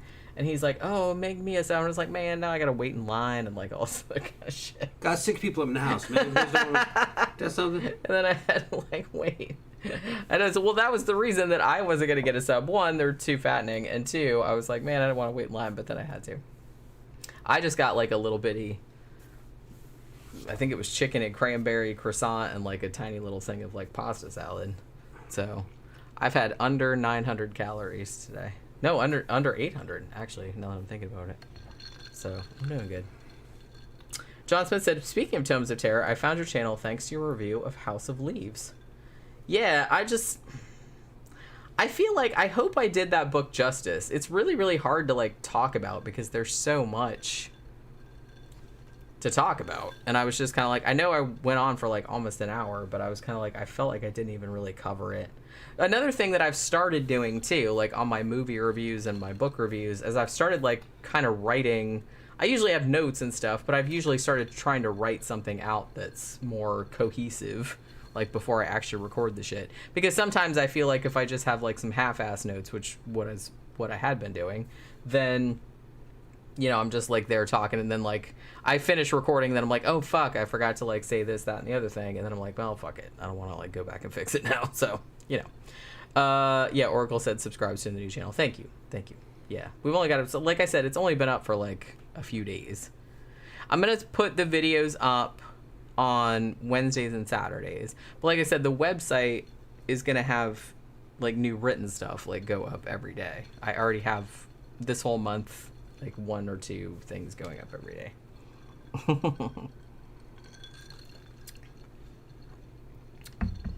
Jason S says your channel is genius. Well, thank you. Casual and upbeat. You share your interests in different kinds of genres and entertainment. Yeah, I mean, I think that that's kind of like what attracted a lot of people to our show initially, was because that's a lot of the messages that I got, that they liked kind of our back and forth, because we're obviously like very, very different people, and we like a lot of the same things, but we like a lot of really disparate, like different things too, and have very strong opinions about it. So I think that it's kind of like a lot of people seem to like our sort of like interactions about that kind of stuff. Zach says, what's a movie where you can't decide if you hate or love it, or book? Ooh, where I can't decide if I hate or love it. That one's a hard one. Usually I'm pretty... I'll tell you one thing. It's really, really rare that I see a movie that I'm like, I absolutely hated that piece of shit. Most of the time, I either liked it, I loved it, or I was just kind of like, eh. Like I didn't bother finishing it. I feel like it would take a lot for me to actually like muster up the energy to hate something like that. You know what I mean? I do hate things, but I feel like something is innocuous as a book or a movie, which isn't gonna like kill me or hurt me or anything. I can't see getting all that riled up about it. The worst thing a movie could be is boring. That's what I'm saying. And you don't hate those. You're just kind of like, ugh. Yeah, I don't hate it. I'm just kind of like, yawn. Yeah. I have better things to do. Right. So I kind of feel like I don't know if I've ever seen. I'm sure I have. I don't know if I've ever seen a movie or a book that I like actively hated. Like, this is the worst. This is like cancer on society. With me, that would be The Last Jedi. I fucking hated that movie. See, I didn't hate it. I fucking hated The Last Jedi. Just everything that Star Wars should never be, it was. And I just fucking hated that movie. Just dumb. The one that was after it was a shit show. But there was a good movie in there. It's just that it had to fucking make up for it was so long it had to be 2 movies, because it had to kind of like fucking paint over what had happened in The Last Jedi. Okay, you know the fucking thing with they go to the special planet and they got all the damn clones and everything. I don't know. Well, hang on, I gotta pee. Okay. Well, this shit that I was telling you. Well, no. We'll tell them. I already know. I've heard you bitch about Star Wars a lot. So I already know. The little... They go to that planet and they have all those clones, and then they have the fucking cloned emperor running around on the fucking chair with the feet and shit. I'd only seen it once, you know what I mean? I didn't go back to watch any of that shit the second time. But that actually came from a comic book. I didn't know it, but that was like something from the extended universe. They kind of made it canon. It was handled better in the comic book. I saw a video, somebody made a video about it on YouTube, pointing out where they got that from. And the original story seemed really cool. It's Disney, you know. Disney doesn't have really what, you know, between me and you, she's in there, so I'll talk behind her back. Disney doesn't have fucking what it takes to make Star Wars.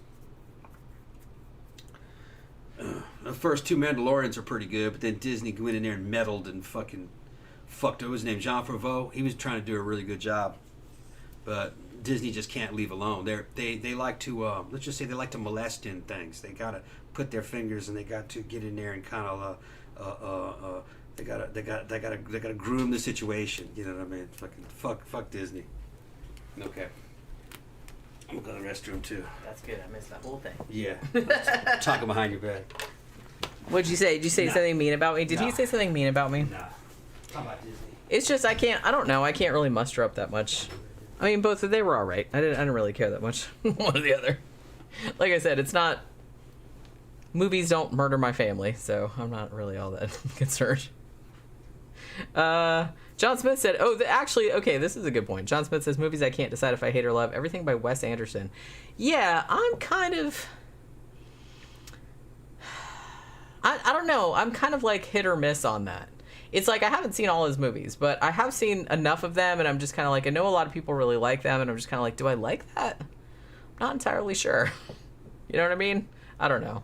I kind of feel like I'm one of those people that when I start watching a movie... most of the time, like within the first 5-10 minutes, depending like just the whole vibe of the thing. Not always, because sometimes it surprises me one way or the other. But sometimes like I'll start watching it and I'll be like, okay, I'm vibing with this. I really, really like this, and it'll like suck me in. I don't have the same rule as Tom has. It's like, oh, if it hasn't sucked me in the first 5 minutes, like he's just bored and he doesn't want to watch it. I don't do that. I will give pretty much everything a chance because, you know, it's a movie, it's a long art form, and it's just kind of like, I just want to see, I'm just interested. I'm interested to see what people come up with, you know what I mean? Thank you, Katie. Happy belated birthday, Tom. I'll tell him when he gets back. For Monster Cat and wife. Oh, thank you very much. That's so sweet. Victor said, I hated the last season of Game of Thrones. You know, I still haven't watched Game of Thrones. I feel like I probably should, but there's just so much shit I have to like keep on. I feel like so like culturally bereft. I just like I haven't watched like all this big fucking stuff that's like so, you know what I mean? But I only have like so many hours in the day, and it's like I got so many movies to watch, and I got so many books to read, and I got so many fucking I'm working on writing a book, and it's just kind of like I feel like I never have enough time, and there's just so much. And I think I've talked about this before, like every time, like when I'm doing a poll like for Patreon, and I'm like, okay, well I need like 5 movies that I can put in the poll this week, so let's see what's available like on all of the streaming services that I have. So I scroll through there and I'm just like, oh man, and it's like, oh shit, I gotta watch that. Oh shit, yeah, we should watch that. And it's like, it seems like we've done a million movies, but then there's still like a million that I want to do and that we still haven't done. And I'm just like, oh my God, I'm not going to live long enough. I'm not going to live long enough to like watch all these movies and like see all of these and read all these books. It's like, it's kind of bumming me out, but which is one of the reasons that I'm excited about, like, you know, uploading my consciousness into a chip and like putting it in an avatar. Maybe I can actually watch all these fucking movies that I want to watch. But yeah, I'm kind of ambivalent about Wes Anderson movies. I think I saw a couple of them in the theater, and I remember liking them okay, but I didn't really get, and I'm not, like, if you love them, I know some people do, but I'm just kind of like, I didn't really get that. I'm just like, a certain kind of people, like, really likes, like, really loves those, like, really vibes with those, and, you know, that's cool, I get that. But for me, they're just like, yeah, that was cool. I don't know. It's just not really maybe it's not my thing. I'm not really sure. I like them. It's just not something that I would be like really, really into. I mean, here's an example of something that we've seen recently, and amazingly, like, Tom was really into this one too. But when we first started watching Vivarium, because like I said, we had heard about it, and I was like, oh, that sounds kind of cool. Like, let's watch that. I didn't know a huge amount about it, but we first started watching it, and like within the first few minutes of the movie, I'm like, I'm really gonna dig this. I could tell, like, already. Like, there was just something about the whole vibe of it, and I ended up loving that movie. That was, like, one of my favorite movies of that year. There was just something about it, and like I said, and it's cool if, like, you didn't like that movie, or if it didn't, like, hit right with you. Everybody's different, but that one just, like, really hit me, like, right in the exact right way. And it's the same thing. I think I mentioned this on one of my Flickers of Fear shows, where I was talking about the movie Come True, and I was like, I get it if you didn't like that movie, but that movie just, it hit like all the I was like, oh man, that was like so fucking good. I really, really dug that movie. And Censor as well, like that was another one that I covered, and there was just something about that one that was just exactly what I liked, and I got like really, really into it. And then it happens too that like sometimes like all the horror fans will come out and be like, oh, see this one, it's really awesome, and then I see it and then I'm just kind of like, meh, like it's good, but I didn't love it, you know what I mean? But when I saw Come True, I loved it. When I saw Censor, I loved it. Actually, when I saw X, I loved it. And you guys saw that one, kind of like Oscar particularly, because he kept bugging me to see it. Thank you very much, Katie. Yeah. She said happy birthday. Tell Monster Cat I said hi. But yeah, I was talking about how much we loved Vivarium. Yeah, great movie. Yeah, and like I said, I get if people didn't like it, but it's original. There was just something about that one, just the very whole original, look of it, creepy. Like the whole creep, yeah, like the whole creep vibe of it. It's just that really, really resonated with me. But different things resonate with different people. Like I said, I think we've talked about this before. I showed it to my army buddy Chafino, and he was like, "What the fuck was that?" He got mad. He got mad that he watched it. He goes, he pulled up the corner and fucking ran underneath the sidewalk. And I went, yeah. And he's like, "What the fuck am I watching?" And I said, "It's beyond you. I guess it's beyond you." Oh, Chafino, he didn't get it. I said, "Dude, it's happening in another dimension, man. They're captive." Yeah, it's another dimension. And he was just like, nah. I said, it's like a predator. That's so funny to me that like some people really don't like. Couldn't get it. I mean, to me, like I said, maybe just because I've liked horror since birth. As long as I can remember, ever since I was a little kid, I loved scary shit. So it's just kind of like I'm very willing to. You show me a scary movie and you're just like going out here with like, yeah, we're gonna have this bizarre thing happen. I'm just like, okay. I just kind of like let it happen. It pulled him into a parallel dimension. There was no way out. It had him in a little pocket. It put him in a nest. Little parallel to made him raise its child. Some weird shit, man. But now after that, I was like that Jesse Eisenberg, man. He picks some good projects. He has, the projects he volunteers to go on. Because I saw that, and then I saw fucking The Art of Self-Defense, and I was like, yeah, this guy's got good taste. Yeah. He's got real good taste. Well, he was in the first Zombieland also. Well, he was also in the second Zombieland. Yeah, those are like big corporate movies, though. Yeah. I'm talking about these little private projects. He gets these little indie flicks. He's fucking got good taste. Yeah, because Vivarium was like an Irish director. I want to say, I think he was an Irish director. Little indie flick is real good, man. And Jenny thought I was going to hate Art of Self-Defense. I was sitting there, watching this in the movie, and I'm just soaking it all in. We saw it in the theater. And afterwards, I'm just sitting there, and I'm just fucking stewing it. I'm just trying to find a problem with it somewhere. And she's looking at me, because I didn't say anything. And I just said, that movie was a fucking masterpiece. And she goes, "You liked it?" I said, "Oh, yeah." Yeah, because the whole time I was just looking, I thought it was hysterical, but I was just like, the whole time, you can't tell, like, because he'll sit there in the movie and he'll just be sitting there, and he always, like, when he's in the movie theater, he always makes noises as though he's annoyed. Like, he'll sit there and he'll be like, so I always think that he's, like, mad. Like, whatever the movie is, it doesn't matter. So I always think, like, oh, man, he hates this. And then I get, like, stressed out. But then, like, afterward, he's like, oh, man, that was the best movie ever. I'm like, well, why were you, like, fucking, you sounded like you were over there, like, just reacting to what they were doing. Like you sounded like you're getting like all exasperated. I probably was. He always sounds exasperated. I was exasperated. Like when he's in the movie. So I can never tell like what he's gonna like or not. Most of the time I can tell. Like if I always plug those two movies. He's got something, and he's always working with that girl too. Imogen Poots. Imogen Poots. She was in both of those movies. She was great in both of those movies. Cute too. That must be his girlfriend. I don't know if it is. I think they just work together a lot. But like I said, I don't know about a lot of celebrity gossip, so it very well might be, for all I know. That I'm waiting. Do they have a new one out together? I don't know. Because if they're in it, it's going to be good. Yeah, I like the two of them together. Yeah. Like they work really well. Like I think their chemistry was really good in Bavaria. I think what they do is they look at those scripts and they'll pick a really good script. They don't care how unmarketable it is. Because I don't think either one of those movies are really marketable, but they're genius. They're genius, you know. Well, sometimes the best movies are ones that, well, usually the best movies are ones that they make where they don't worry about how much money it's gonna make. Because if you have to make a movie, if you have to make a movie that makes $1 billion, like a lot of times it'll be good, like it'll be enjoyable. It'll be dumbed down, but it won't. It has to appeal to like a broad array of tastes, which means that it's gonna just be kind of like, that was alright. It's not gonna be like brilliant. You know what I'm saying? Which is fine. That's its own reward, I guess. And they are entertaining, but for something to be like super brilliant, I feel like most of the time it's not going to be appeal to everybody. John Smith said, liked horror movie since birth. What is the earliest horror movie you remember? Mine was The Gate. Ooh, I liked The Gate. Probably the earliest one I remember seeing, and you guys are going to laugh. The earliest one that I remember seeing that scared the shit out of me, and I've seen it recently, and it's not scary at all, so I don't know what my deal was Children Shouldn't Play with Dead Things. And that movie came out in, 1972? I want to say. That was the same year I was born. And I think I saw it when I was maybe 7 or something. I think I was 7 or 8 when I saw it. It scared the crap out of me.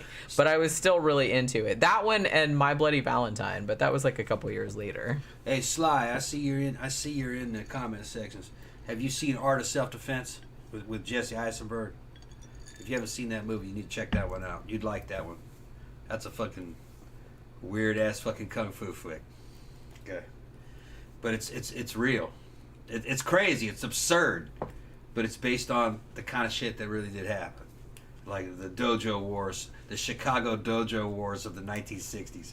With fucking that makes me laugh. Count Dante. Say that. Count Dante was a dude in the back of the fucking comic books. Is a fucking the dim mock. It's like Cobra Kai, but like in real life. And he had the old afro. He was a white dude with an afro. That was it looked like a vampire doing karate. That was a real dude, and he was doing a lot. Dim mock. He was doing a lot of the fucking weird ass shit. They killed some people. It sounds like a dumpling dish. Sounds like a joke, man, but no, they were doing crazy shit, and it was fucking LARPing ass, fucking crazy white dudes with black dudes, and fucking. You gotta watch those people, man. There's like their fantasies are just kind of like get out of hand. Right. Well, Art of Self-Defense is not happening in the '60s, but it's a similar situation, and it's a comedy. But not really. It's like a dark comedy. A lot of bad shit happens in it. It's just a good flick. But see, that's exactly the kind of comedy I like. Yeah. That's like it's like a fucked up black comedy. And everything in the movie, even though it's ridiculous, kind of checks out to like being true. Like, that's kind of the way the army is. Because being ex-army, you'll understand it. It's about warrior cults. In this case, it's this fucking dojo. Cheesy ass fucking mall dojo. Like you said, it's like toxic masculinity. Toxic masculinity, yeah. That's what I thought was so funny about it. That it was obviously like very. I mean, the one scene where he's at work and just like straight up punches that dude in the face. It's just like I laughed and laughed. It's about strength and weakness.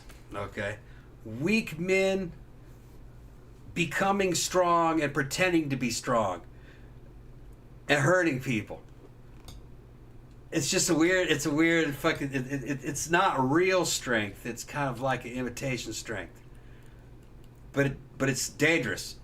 It's very dangerous. And I think that's what I thought was so funny Yeah. about it. I know I get that it's not for everybody, but that was like, that's like exactly my sense of humor. Yeah. So it's like when I was watching the movie, I was just like dying. I thought that was like the funniest fucking thing ever. Yeah. But And the idea that strength comes out of weakness, because you start off weak, then you become strong, and most people abuse it, and it's not a real strength. now I will say that I think the same guy that directed Art of Self-Defense, Yeah. I think he does have a new movie coming out called Duel, Okay. but I can't remember if Jesse Eisenberg is in it or not. Gonna have to have Jesse Eisenberg in that bitch. I don't remember if it is. I remember Okay. seeing a trailer like a month ago. Yeah. Like Duel, like Dual, Yeah. like to it. It's about clones. Okay. So it looked good. Like it looked weird as shit, and I was just like, "Oh, I'm here for it." Like, you guys know, I like weird as shit movies. Weird as shit movies. One of the best movies that just reminded me, because I was talking about movies that came out a couple years ago, like Censor and Come True and stuff that I was really into. One of my favorite, and this kind of goes in with my whole Giallo July thing too. One movie that I saw recently that I absolutely fucking adored was In Fabric, which is not exactly a Giallo movie, but it is very Giallo inspired.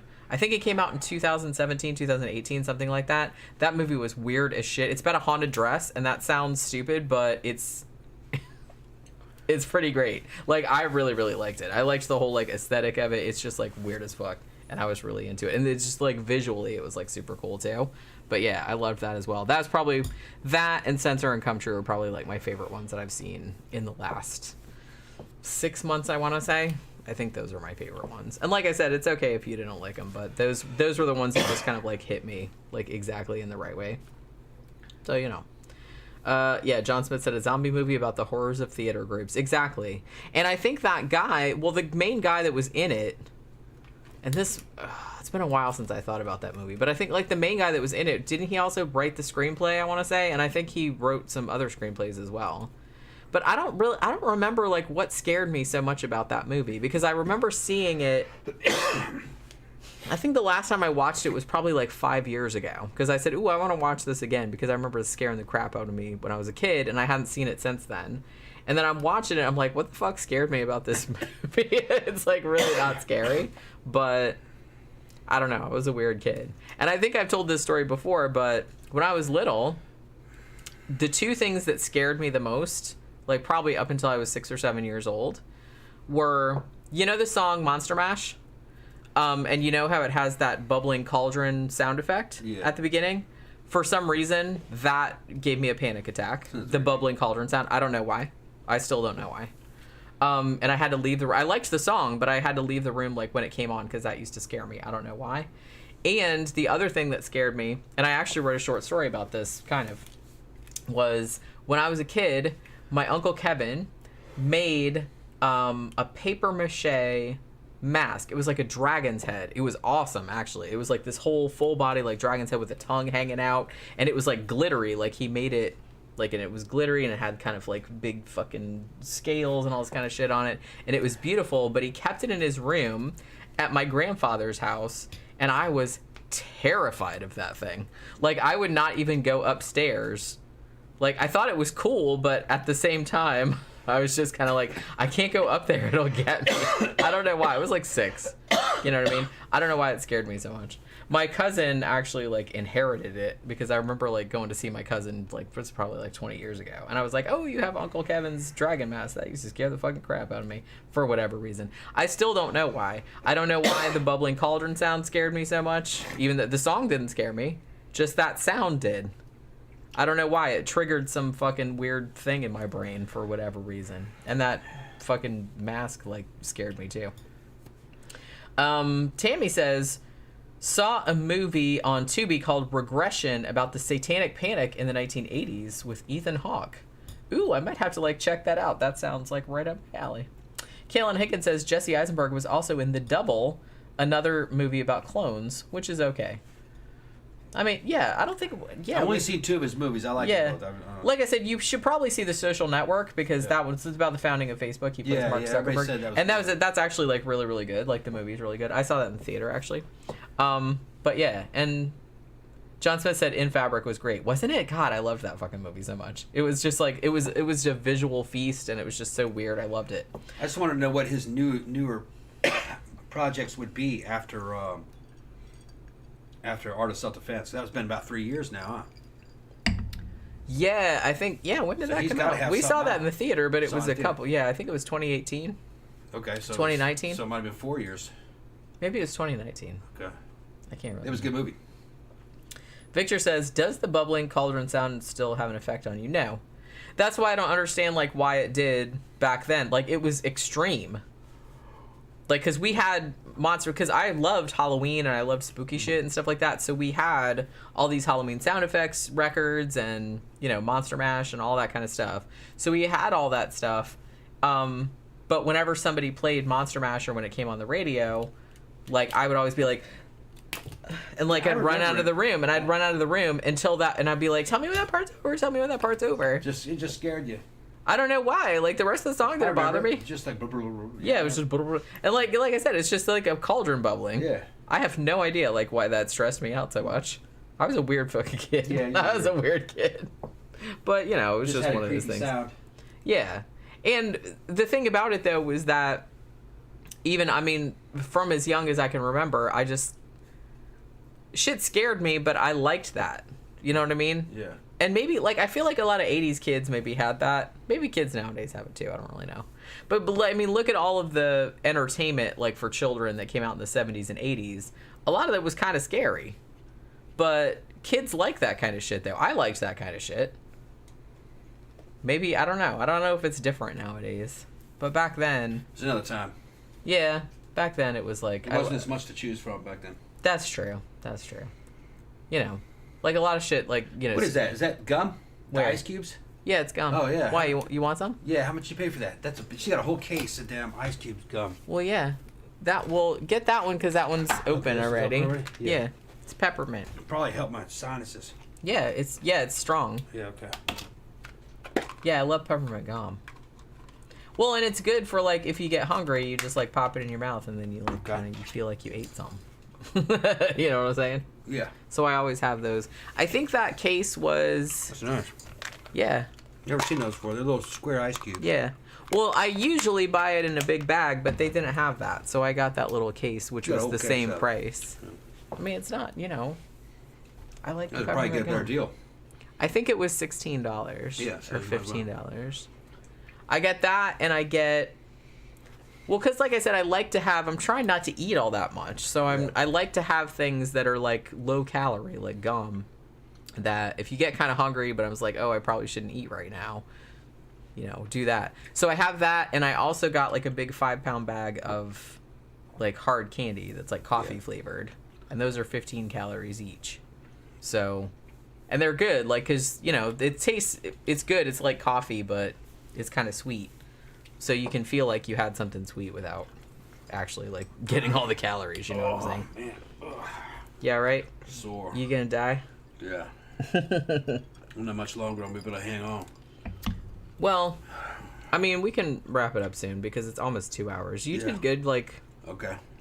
Tammy said, my son used to love watching Tales from the Crypt, but hated the Crypt Keeper's laugh. We would mute the TV during that part. Yeah, I kind of feel like that's probably the same kind of thing that was going on. I could see that because he did have like that fucking... What was that dude's name? John Cassier? Cassier? Whatever his name was. Nothing about it. Yeah, that guy that did the Crypt Keeper's voice. Let's see. What else we got going? John Smith said a thing that scared the shit clean out of me as a kid was the never repeated TV show Ghost Watch. Oh my god. Okay, I'm going to do a video on that. Is it going to be this month? I think it's one that I have like scheduled for next month. Yeah, they never showed it again. It was okay. What it was... Can you get it? Yeah, you can get it now. Okay. But for a long time it was kind of like it aired on the BBC back in, I think it was 92, right? It was 1992. And it aired as like a Christmas special cuz in the UK, you know, they still have the tradition of like showing ghost stories around Christmas. So, they showed it. And it was kind of like a very early, like, found footage type thing. They made it like... Because in the UK, they had the show called Crime Watch, where they would come on and talk about unsolved murders. It's like Unsolved Mysteries or Rescue Night or whatever the fuck. The one with John Walsh. Yeah. It was like that. So they had that. So they did one like that. And they made it so that it was like, oh, we're investigating a poltergeist case for Christmas. So like it's a ghost story. And was it Christmas or Halloween? Now I can't remember. But they're kind of like, so they sent like actual people who worked at the BBC, like actual news presenters and all that, and they went to this house, and it was very clearly like based on the Enfield stuff, but they changed all the names and they changed some of the details and stuff. But they're like, yeah, we sent this crew out here, and they're like, oh, how funny, we're gonna like, it's scary and it's Halloween, and we're gonna, I remember this. Yeah, and we're gonna do this thing. But then like real poltergeist shit started happening, and it was really clever, like the way they did it. And they didn't tell you. I mean, they told you at the very beginning, hey, this is fake. It's just kind of like... But some people didn't see that. Yeah. So people were freaking out. Because, like I said, these were like real news presenters. And they were acting as though, holy shit, this is getting out of our control.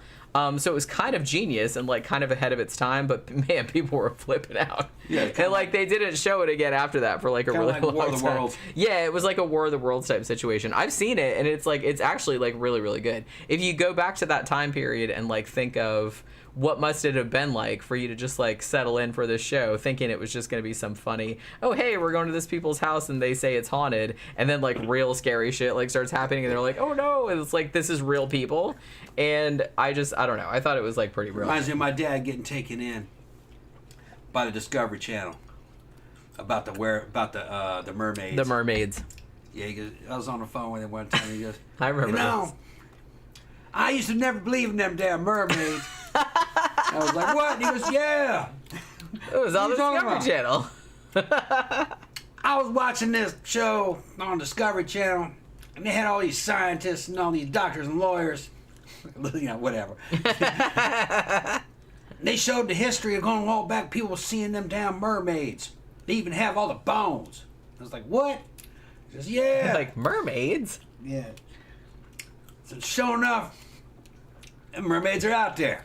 I ain't never seen one. I was out, but the stories had to come from somewhere. But and I said, wait a minute, no, can't be. No way, Dad. And he goes, yeah. I saw it on the TV. Yes, I don't have it. They had it on Discovery Channel, this and that, and they had all these credentialed scientists on there talking about it, and I didn't believe it, And I said, did they show them? He goes, no, they just showed CGI of them, but it was all theoretical. But they had the bones. They think they're out there. People's been seeing them. I said, what was the name of this program? And he gave me the name of the program and everything. So I'm calling Jenny, and I said, Jenny, look this up. Man, it was something from Monster Week. It was a found footage hoax program. Yeah. Same thing. It was a mockumentary. And I had to break it to him. I said, Dad, that was a mockumentary. What's that? Listen. It was a fake documentary. No, it was real documentary. I saw it. I had to explain it to him because he doesn't even know the genre. Like the concept of mockumentary. And he said, oh, and I said, you didn't know. And I was looking at it. I said, I see it now. And I said, Dad, go over here. And he says, remember that girl scientist on there? And he goes, yeah, one that long hair. And I said, yeah. He says, don't you think she looked a little too pretty to be a scientist? He goes, yeah, she do look a little too pretty to be a scientist. I said, that's an actress. Yeah, okay. Oh, so they're just telling stories. So, yeah, they're trying to make you think like it's a document. Yeah, okay. Because it wasn't on Halloween when I saw it. That's what he said. Says, you saw the reruns. Oh, all right. I thought they were out there. I said, no. Your dad's worried about mermaids now. Yeah, mermaids. I remember that whole like phone call and stuff like that. That was very, very funny. And he'd get on a boat and go out to the Gulf of Mexico, fucking him and Uncle Punch. Like get drunk as fuck. They probably saw some mermaids after a little while. Yeah. Uncle Punch's hot-ass fucking daughter up on the front. I remember I was like about 12, 13. I was getting blistered up, fucking start throwing up on the side, and Uncle Punch goes, hey, eat one of them Nutter Buddies. It'll feel good coming back up. I'm like, I'm getting sick on there. It was fucking funny. At least it'll taste good coming back up. It'll taste real good coming back up. It'll feel good. Uncle Punch fucking with me. Peanut butter. Yeah. Good going down, good going Then a back couple up. hours later, I was totally immune to seasickness. It didn't matter. Like it gets so bad that it's just okay. Fuck it, it goes away. And I'm out there on the fucking boat. Going, yeah. Yeah.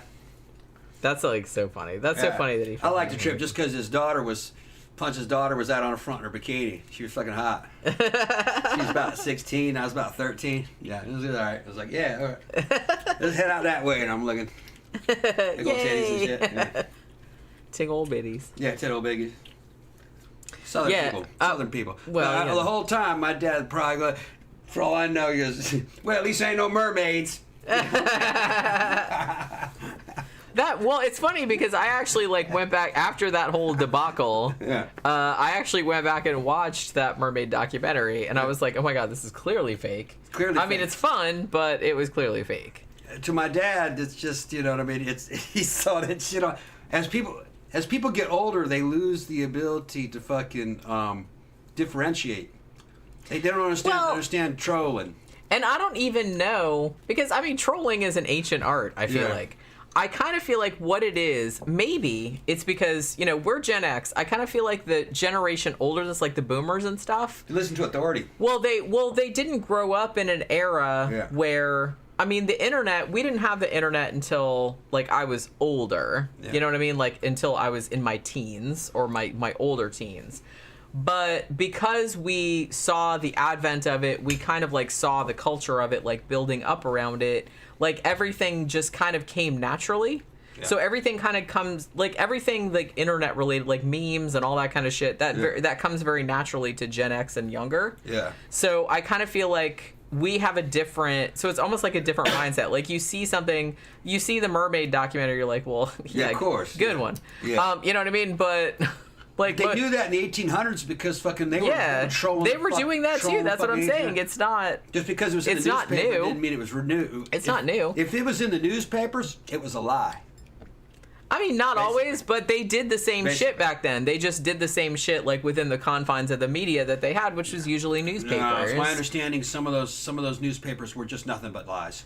I mean, back then, like I said, people bitch about nowadays. Back then, they absolutely did not give one single shit about what was true. No one cared about getting sued or nothing like that. They would make up shit because they were trying. Well, you have to think too that this was a time where newspapers was your main form of media, and it was all local. Well, so big cities had several competing newspapers going to war with each other. So what they would do is just kind of well, what did they say? Did they say that person had their head hollowed out like a pumpkin? Okay, well, we have to up that. We'll just make it up. They just made it up. Yep. A lot of the shit was made up. So I ran into that a lot too, when I was researching older true crime cases, because a lot of times they would exaggerate a lot of the details because they wanted to sell more papers than the other competing paper in the city. So they would add on all kind of extraneous shit. Right.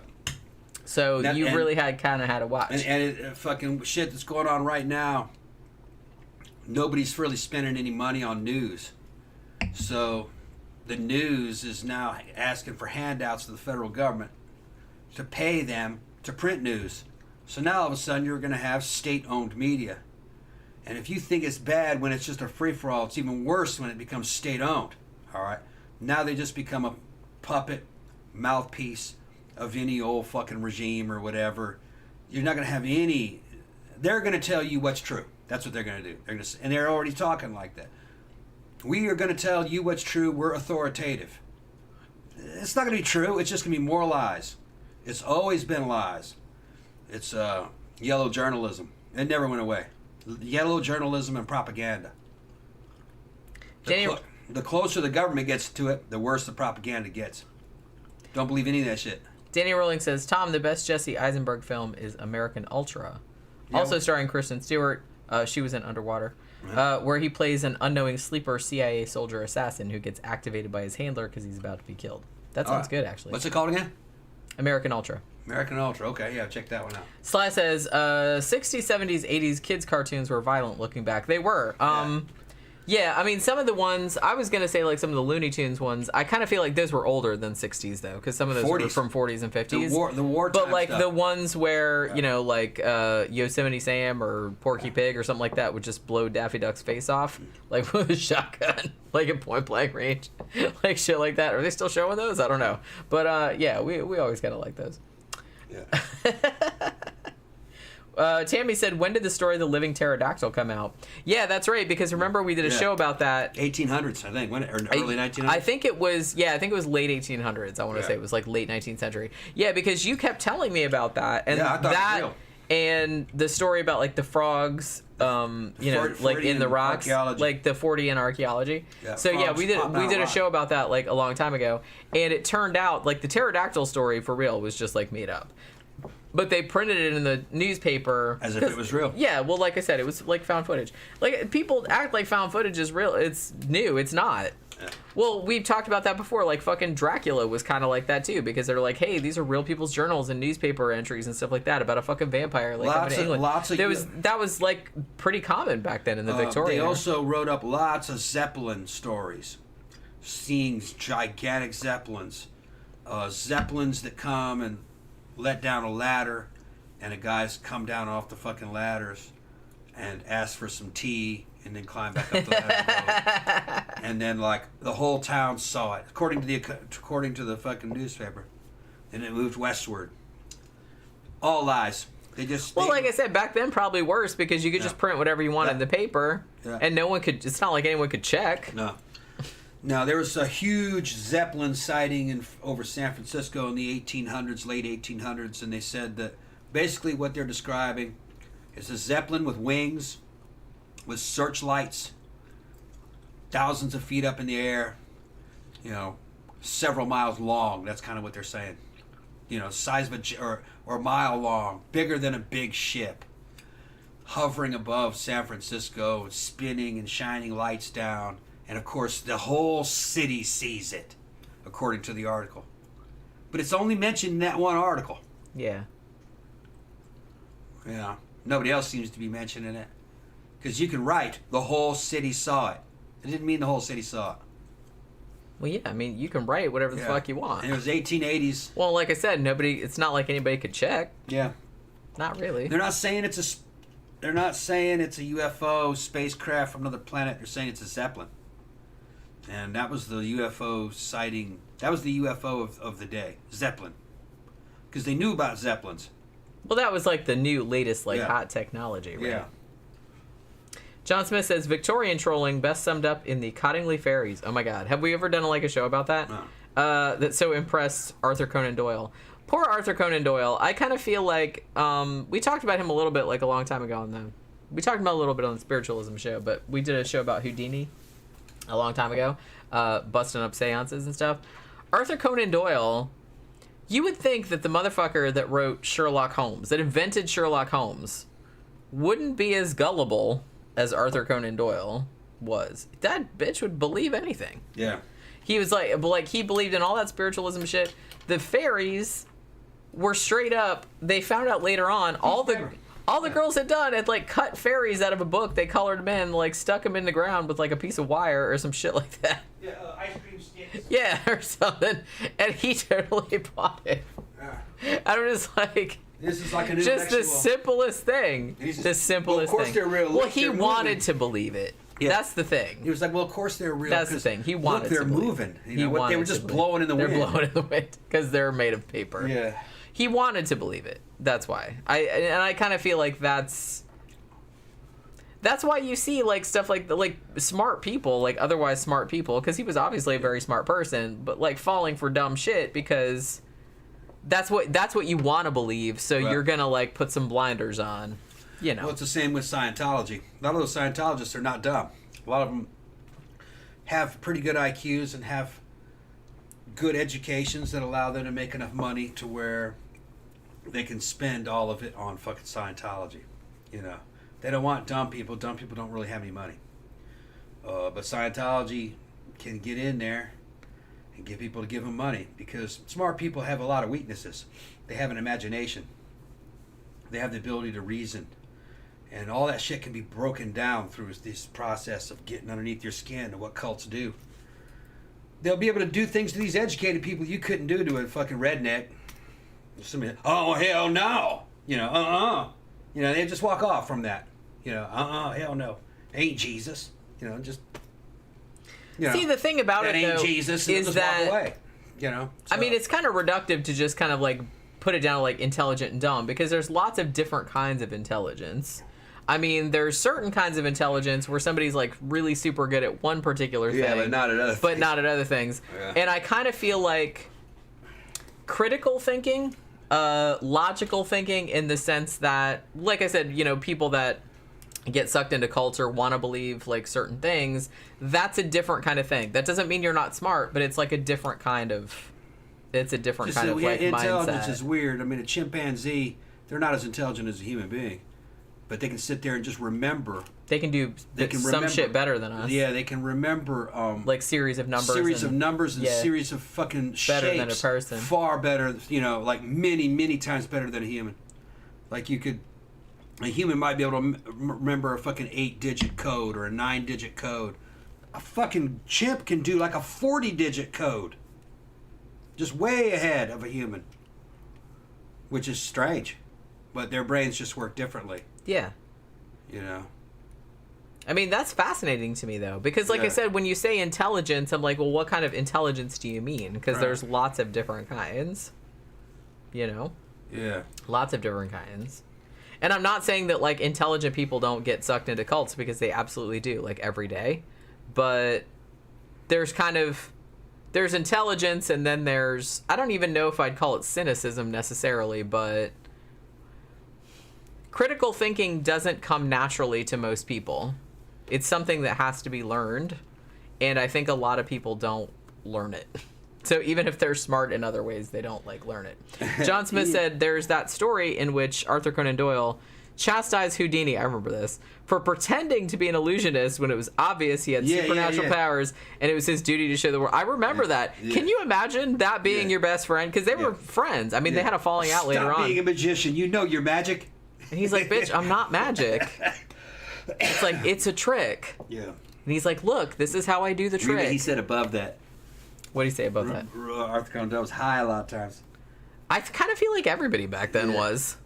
It wasn't, everybody was fucking on opium. You could get your hand on anything back then. Didn't matter. It wasn't illegal. Yeah. Not usually. So it was just kind of like... Which I had no problem with. That they're fucking... All that prohibition is just fucking pain in the ass. Got so many people killed. So many people behind bars. Let those motherfuckers get high. It's no skin off my nose.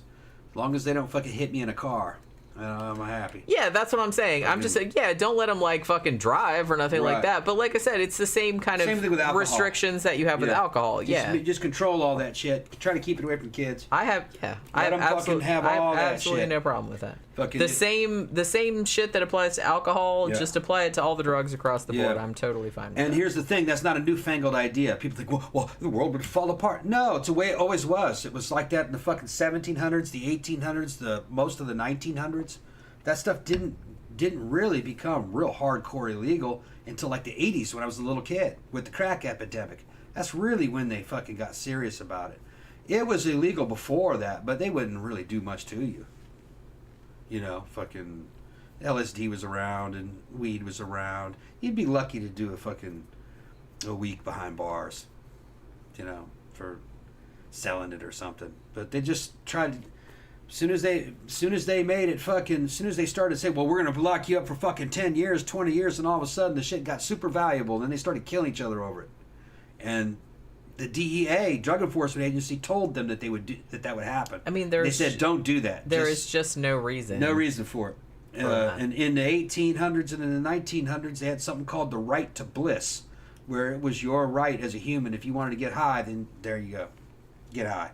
That's all. That's your body.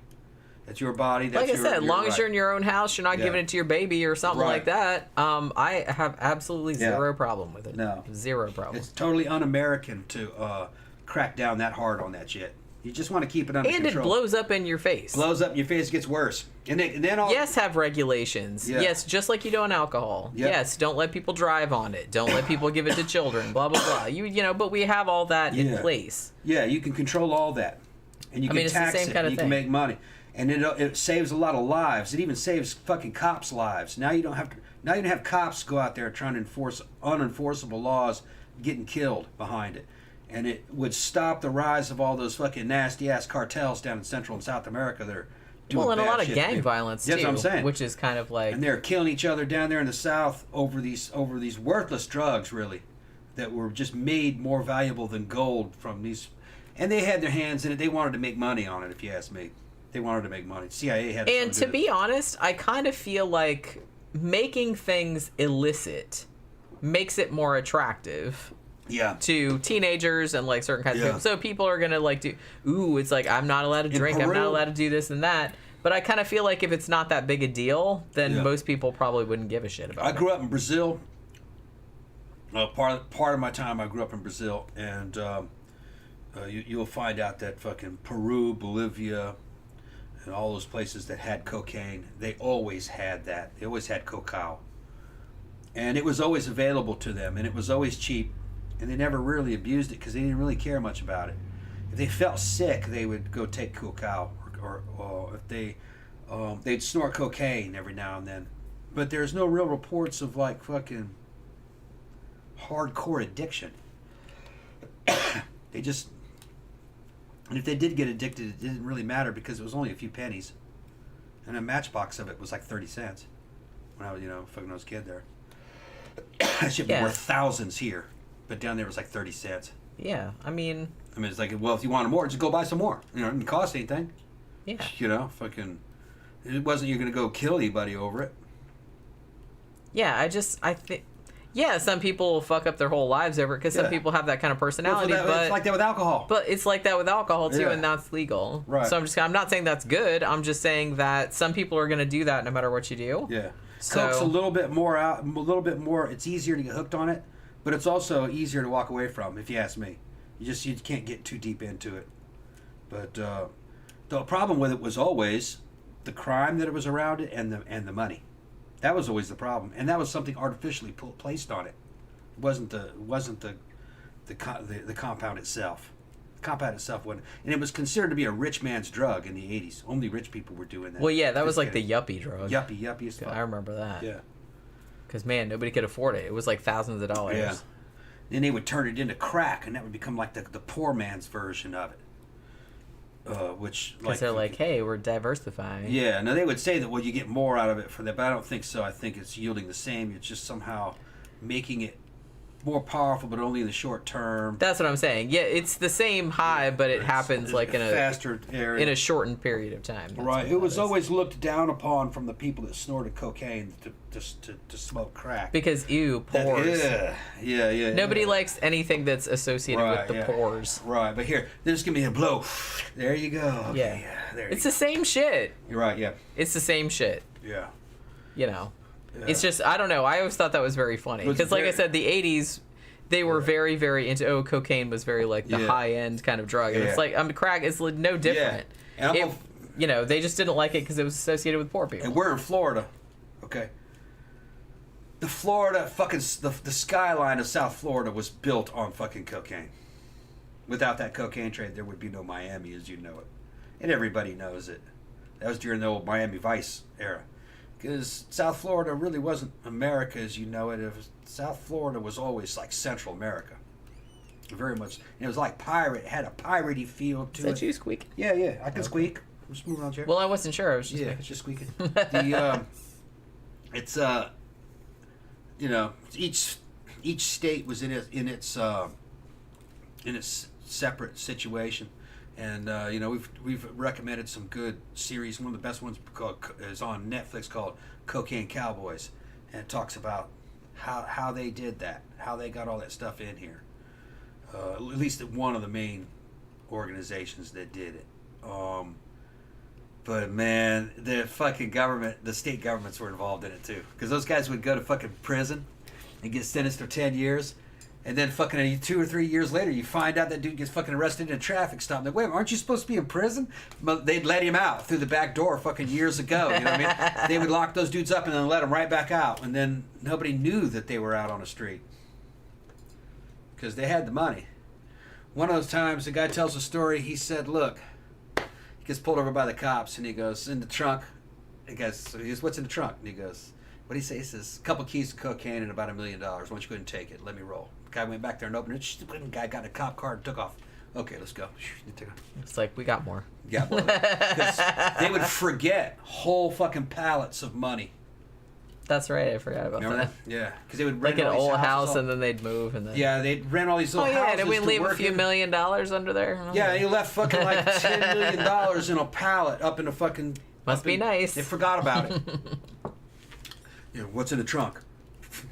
Couple keys of cocaine and $1 million. Go ahead and take it. Let me out of here. I won't say a word. Fucking dude walked back there and took that shit and fucking threw it in the cop It's car. like, And woo, split. party at Copland tonight. Yeah. Mm-hmm.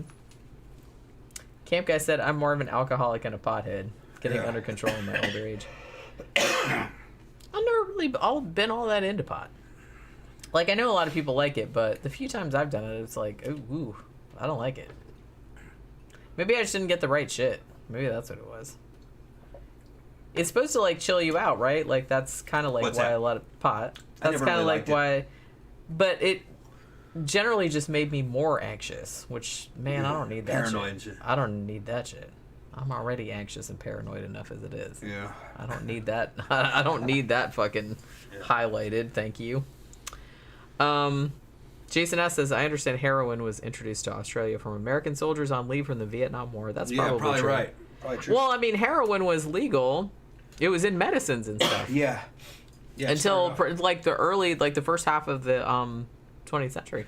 What happened is that during the Vietnam War, a bunch of illicit trades started happening. The U.S. Army and the generals that ran the U.S. Army would request all kinds of supplies to use in American bases. Things like refrigerators and household goods and shit they would put inside there so soldiers could do laundry. But what they would do is they would order more than what they needed. And the shit that was excess, they would sell it to the Vietnamese on black market. And they'd pocket the money. And the army would lose track of it, but a lot of times they didn't care. And they would even like bring in things like motorcycles, Japanese motorcycles. They'd bring them in like they were going to use them for scout bikes. But then they'd sell, some of them they sell through the back door. It was the Vietnam War was a real way of fucking, if you were a general, making a lot of money. And people all throughout the supply chain were involved in black market activities. Well, they've never really been able to nail it down, but it seems that part of the North Vietnam War effort against the United States was to get heroin into the bloodstream of American soldiers as like a bioweapon, to try to get as many of them as addicted as possible, to cause a lot of trouble back in the United States. And it could have been that the CIA also realized that they could do that also and profit off of it. Because drug money is black money, and you can't trace it, so you can spread it around throughout your friends. You can make sure certain people have enough money to fucking run for office and all kinds of crazy shit that they do. So I think kind of like, in terms of government corruption, drug sales are a fucking very lucrative way of fucking gaining power, because it's hush, it's black funds, it's untraceable, it's easy to make, and if you trade in it, it's kind of like now there's like a blood oath, an oath of silence between the people, so they can't rat on each other, because because what will come up is that drug money. So it makes a lot of sense that intelligence agencies be interested in it, and there's just a lot of stories, you know what I mean, that privately owned or CIA owned fucking airlines have been doing weird shit with selling drugs in order to buy missiles to sell it to the fucking or Contras and fucking fun shit again, like the Iran-Contra scandal. I think this shit goes way back. It just makes sense that they'd be doing that because other nations do it, so I don't see why ours wouldn't be doing it. North Korea does it explicitly. North Korea manufactures and deals drugs, most of it methamphetamine, and their intelligence agencies are the ones that fucking peddle it through fishing boats that are owned by their intelligence agencies. Dan Michael says, I want Jenny and Tom to review That's that snake movie. I saw that. I saw it when I was a kid, but I haven't seen it since then. That's an underrated film and relevant given our current situation. You know what? I was just thinking about that movie the other day. I don't know why. I was watching a video about some other movie and they brought up that movie, but I think in the UK, and please forgive me if I'm wrong, but I think in the UK it was called Snake because we can't just call it, Can't just call it S. Yeah. Well, it's lots of S's. I don't know. I think I remember seeing that as a kid. I saw it as a kid too. Wasn't that a guy running around killing people with rattlesnakes? I thought he turned into a snake. Okay, he eventually turns into a snake in the end. Yeah, I think so. I mean, it's been a long time since I've seen it. Oscar says, There's a scene in that where a girl thinks that some girl thinks that she killed some dude because she slept with him or something. Or something like that. Isn't that right? We've all been there. No, I don't know. Okay. I don't know. I don't remember. I don't remember. And then the cops was telling her that, no, it wasn't because you slept with him. It was because he got bit by a snake or some shit like that. I remember. The snake that was in your vagina. Snake bit him while they were having sex or something. I don't remember. Yeah, the snake that was in her vagina. Yeah. Wasn't in her vagina. It's underneath the bed or something. Come on, let me write my own movie. Okay. It's like vagina dentata, but it's like a whole other thing in there. By the way, if you haven't seen that movie Teeth, you should probably see that. Dan Michael said that movie bothered me a lot, and I saw it when I was very little. I haven't seen it in a long time. I noticed, though, that Shudder just recently added Alligator, which I think came out in 1980. That movie also scared the crap out of me when I was a kid, but I haven't seen it since then, so I kind of want to watch it again. American Military 100 says, as kids, what did each of you want to be when you grew up? I wanted to be a P-40 Tomahawk. He wanted to be a plane. You want to be an airplane? Yeah, he told me that before. Yeah. He wanted to be an airplane. I want to be an airplane, yeah. I wanted to be, well, when I was little, I wanted to be a veterinarian. Okay. And then when I figured out that I'd have to put kitties to sleep, I was like, yeah, I don't want to do that anymore. So then I wanted to be an archaeologist. So I actually wanted to be an archaeologist, but I've wanted to be a writer since I was little. So at least I kind of did that, but I think mostly I wanted to be an archaeologist. So there's that. I wanted to be a P-40 Tomahawk. One of the ones with the flying tigers with the fucking mouth painted on it. Mercenary fucking P-40 Tomahawk. Yeah. Like only a little boy would want to grow up to be an airplane. Like, did you actually want to be a real thing, or I wanted just to be the airplane? No, but I mean, later than that. Like, did you actually? I don't remember after that. It's the first thing I remember is I wanted to be an airplane. It's a lot better to be. How'd that work out for you? Didn't work out. Well, maybe someday when you can download your consciousness into, so you can upload it into an airplane, and you can have your dreams come true. Finally. Yeah, Chuck Tingle writes stories about me. A P-40 Tomahawk boyfriend airplane and his abs. Well, he'd have to. I feel like that he would have to pound you in the butt at some point. Pounded in the butt by my P-40 Tomahawk boyfriend with abs, pounded in himself by his pounded butt. And I kind of there'd have to be a dinosaur in there too. There's dinosaurs, yeah. A billionaire dinosaur. Being watched by a billionaire, a sexy billionaire dinosaur eating caviar. Oh, Chuck Tingle. Chuck Tingle. He's an master of erotica. I mean, we've talked about him before, but if you guys are new here, please go check out Chuck Tingle. He writes erotica. Gay erotica. Well, it's all kinds. It's everything. He's open to anything, pretty much. But his titles, just go to his Wikipedia page and just read the titles of the books. Just the titles, and you will just die fucking laughing. I mean, it will just fucking cheer up your whole day. Yeah. I mean, he writes, they're not novels, they're short stories, but he publishes them. And he has a real thing about, dinosaurs, unicorns. And planes, unicorns, yeah. What's the other thing that he has a big thing about? I know there's a lot of, not non-organic, Ships, not. wasn't it a ship? Did he do ship ones? I kind of feel like planes were were the thing. Yeah. Did he? I think he did some Bigfoot ones too, maybe. Yeah. I think he did some Bigfoot ones. But Zach, have you ever thought of your boyfriend? You ever wanted a boyfriend that was an airplane? I mean, I don't know who he is, and I love that he just stays mysterious. Like, his bio is fake. He's got a picture of a karate dude. And it's like, it's not even a picture, it's like a drawing.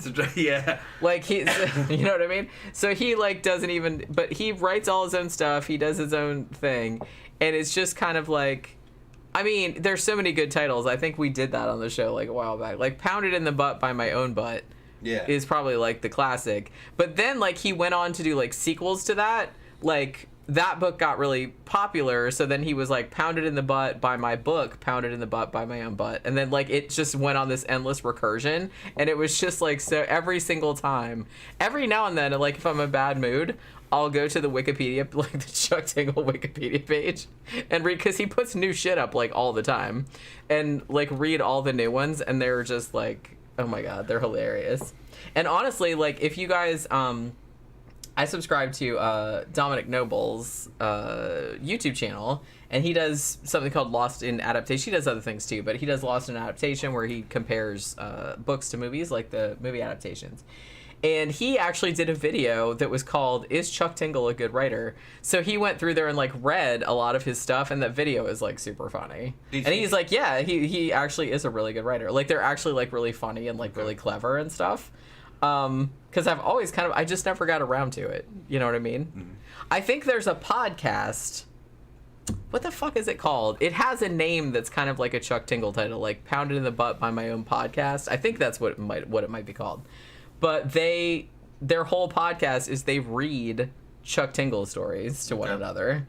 Right. And I keep meaning to like go listen to. I think it's called Pounded in the Butt by My Own Podcast, but I could be wrong. I think that's what it's called.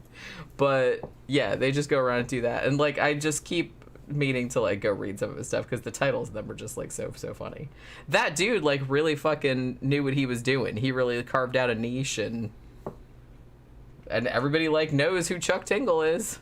So he's doing something right. Like, nobody knows what he looks like, or I think he's done a couple interviews, but I've never like seen him in real life. Okay. American Military 100 says women make great archaeologists because they're good at digging up shit from the past. That's because we don't forget anything. That's why that is. John Smith said, I wanted to be Indiana Jones. After studying archaeology at university, I fought considerably less Nazis than I had been led to believe. Yeah, I mean, you know. I think that's probably, I don't know, I think I wanted to be an archaeologist. You know, when I started wanting to be an archaeologist in school, like in elementary school, we did a project where they put me in, what did they call it? Like the gifted classes, right? Like in 4th grade. So there were 2 gifted classes. It was just like 2 teachers, and it was like a big classroom, but it was separated by like a wall. And we kind of knew each other and switched back and forth like with the teachers and whatnot.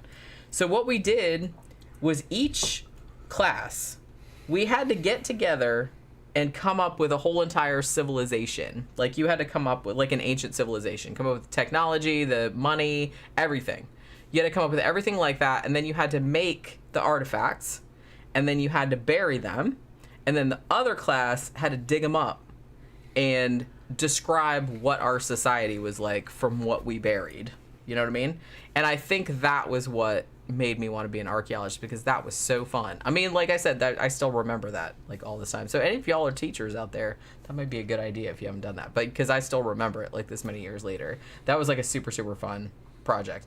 I don't even remember like what our ancient society was, but yeah, we came up with like coins and like papyrus. We did all kind of shit. Like, we made all the stuff and then buried it, and then they had to dig it up and like tell us what our society was like. So I thought that was kind of cool. So I said, Jenny, have they ever made sequels to any of M. Night's movies? I don't think so. I mean, other than the trilogy, like Unbreakable, Split, and Glass, I guess that kind of counts. But other than that. Victor said, I wanted to be a physician's assistant in high school, but I became an RN 20 years later. So that's like kind of close, you know. Jason said, you must have studied English and excelled with your vocabulary. I'm not sure if you're talking to me or Tom, but... No, it had to be you. Well, I read a lot, and I've always been a big vocabulary nerd, even when I was a kid. I love words, and I love language, and I always love that kind of stuff. And like I said, as soon as I learned to read when I was 2, and I've like read everything I could get my hands on since then. And I'm about to get ready to give out. You lasted longer than I thought you would. Yeah. 2.5 hours. Okay. I mean, you did good. I'm gonna shut it down. You gonna go to sleep? Yeah, I'm gonna start getting ready to go. Yeah. I get take a it. shower and everything. Yeah. I don't know if I can even stay awake much longer. I mean, it's only 8:30, but like I said, you're sick. Oh, yeah. All right. So, I mean, like I said, I'll see you guys around. We went longer than we thought we would. Yeah. All right. So, thank you everybody for dropping by. Thank you for super chats and hanging out with us this Friday evening. We'll be back again on Sunday evening talking about a movie. We don't know which one yet because it'll be one that we watch tomorrow night probably. So, everybody come back on Sunday and hang out with us again. And we will see you guys next time. Bye.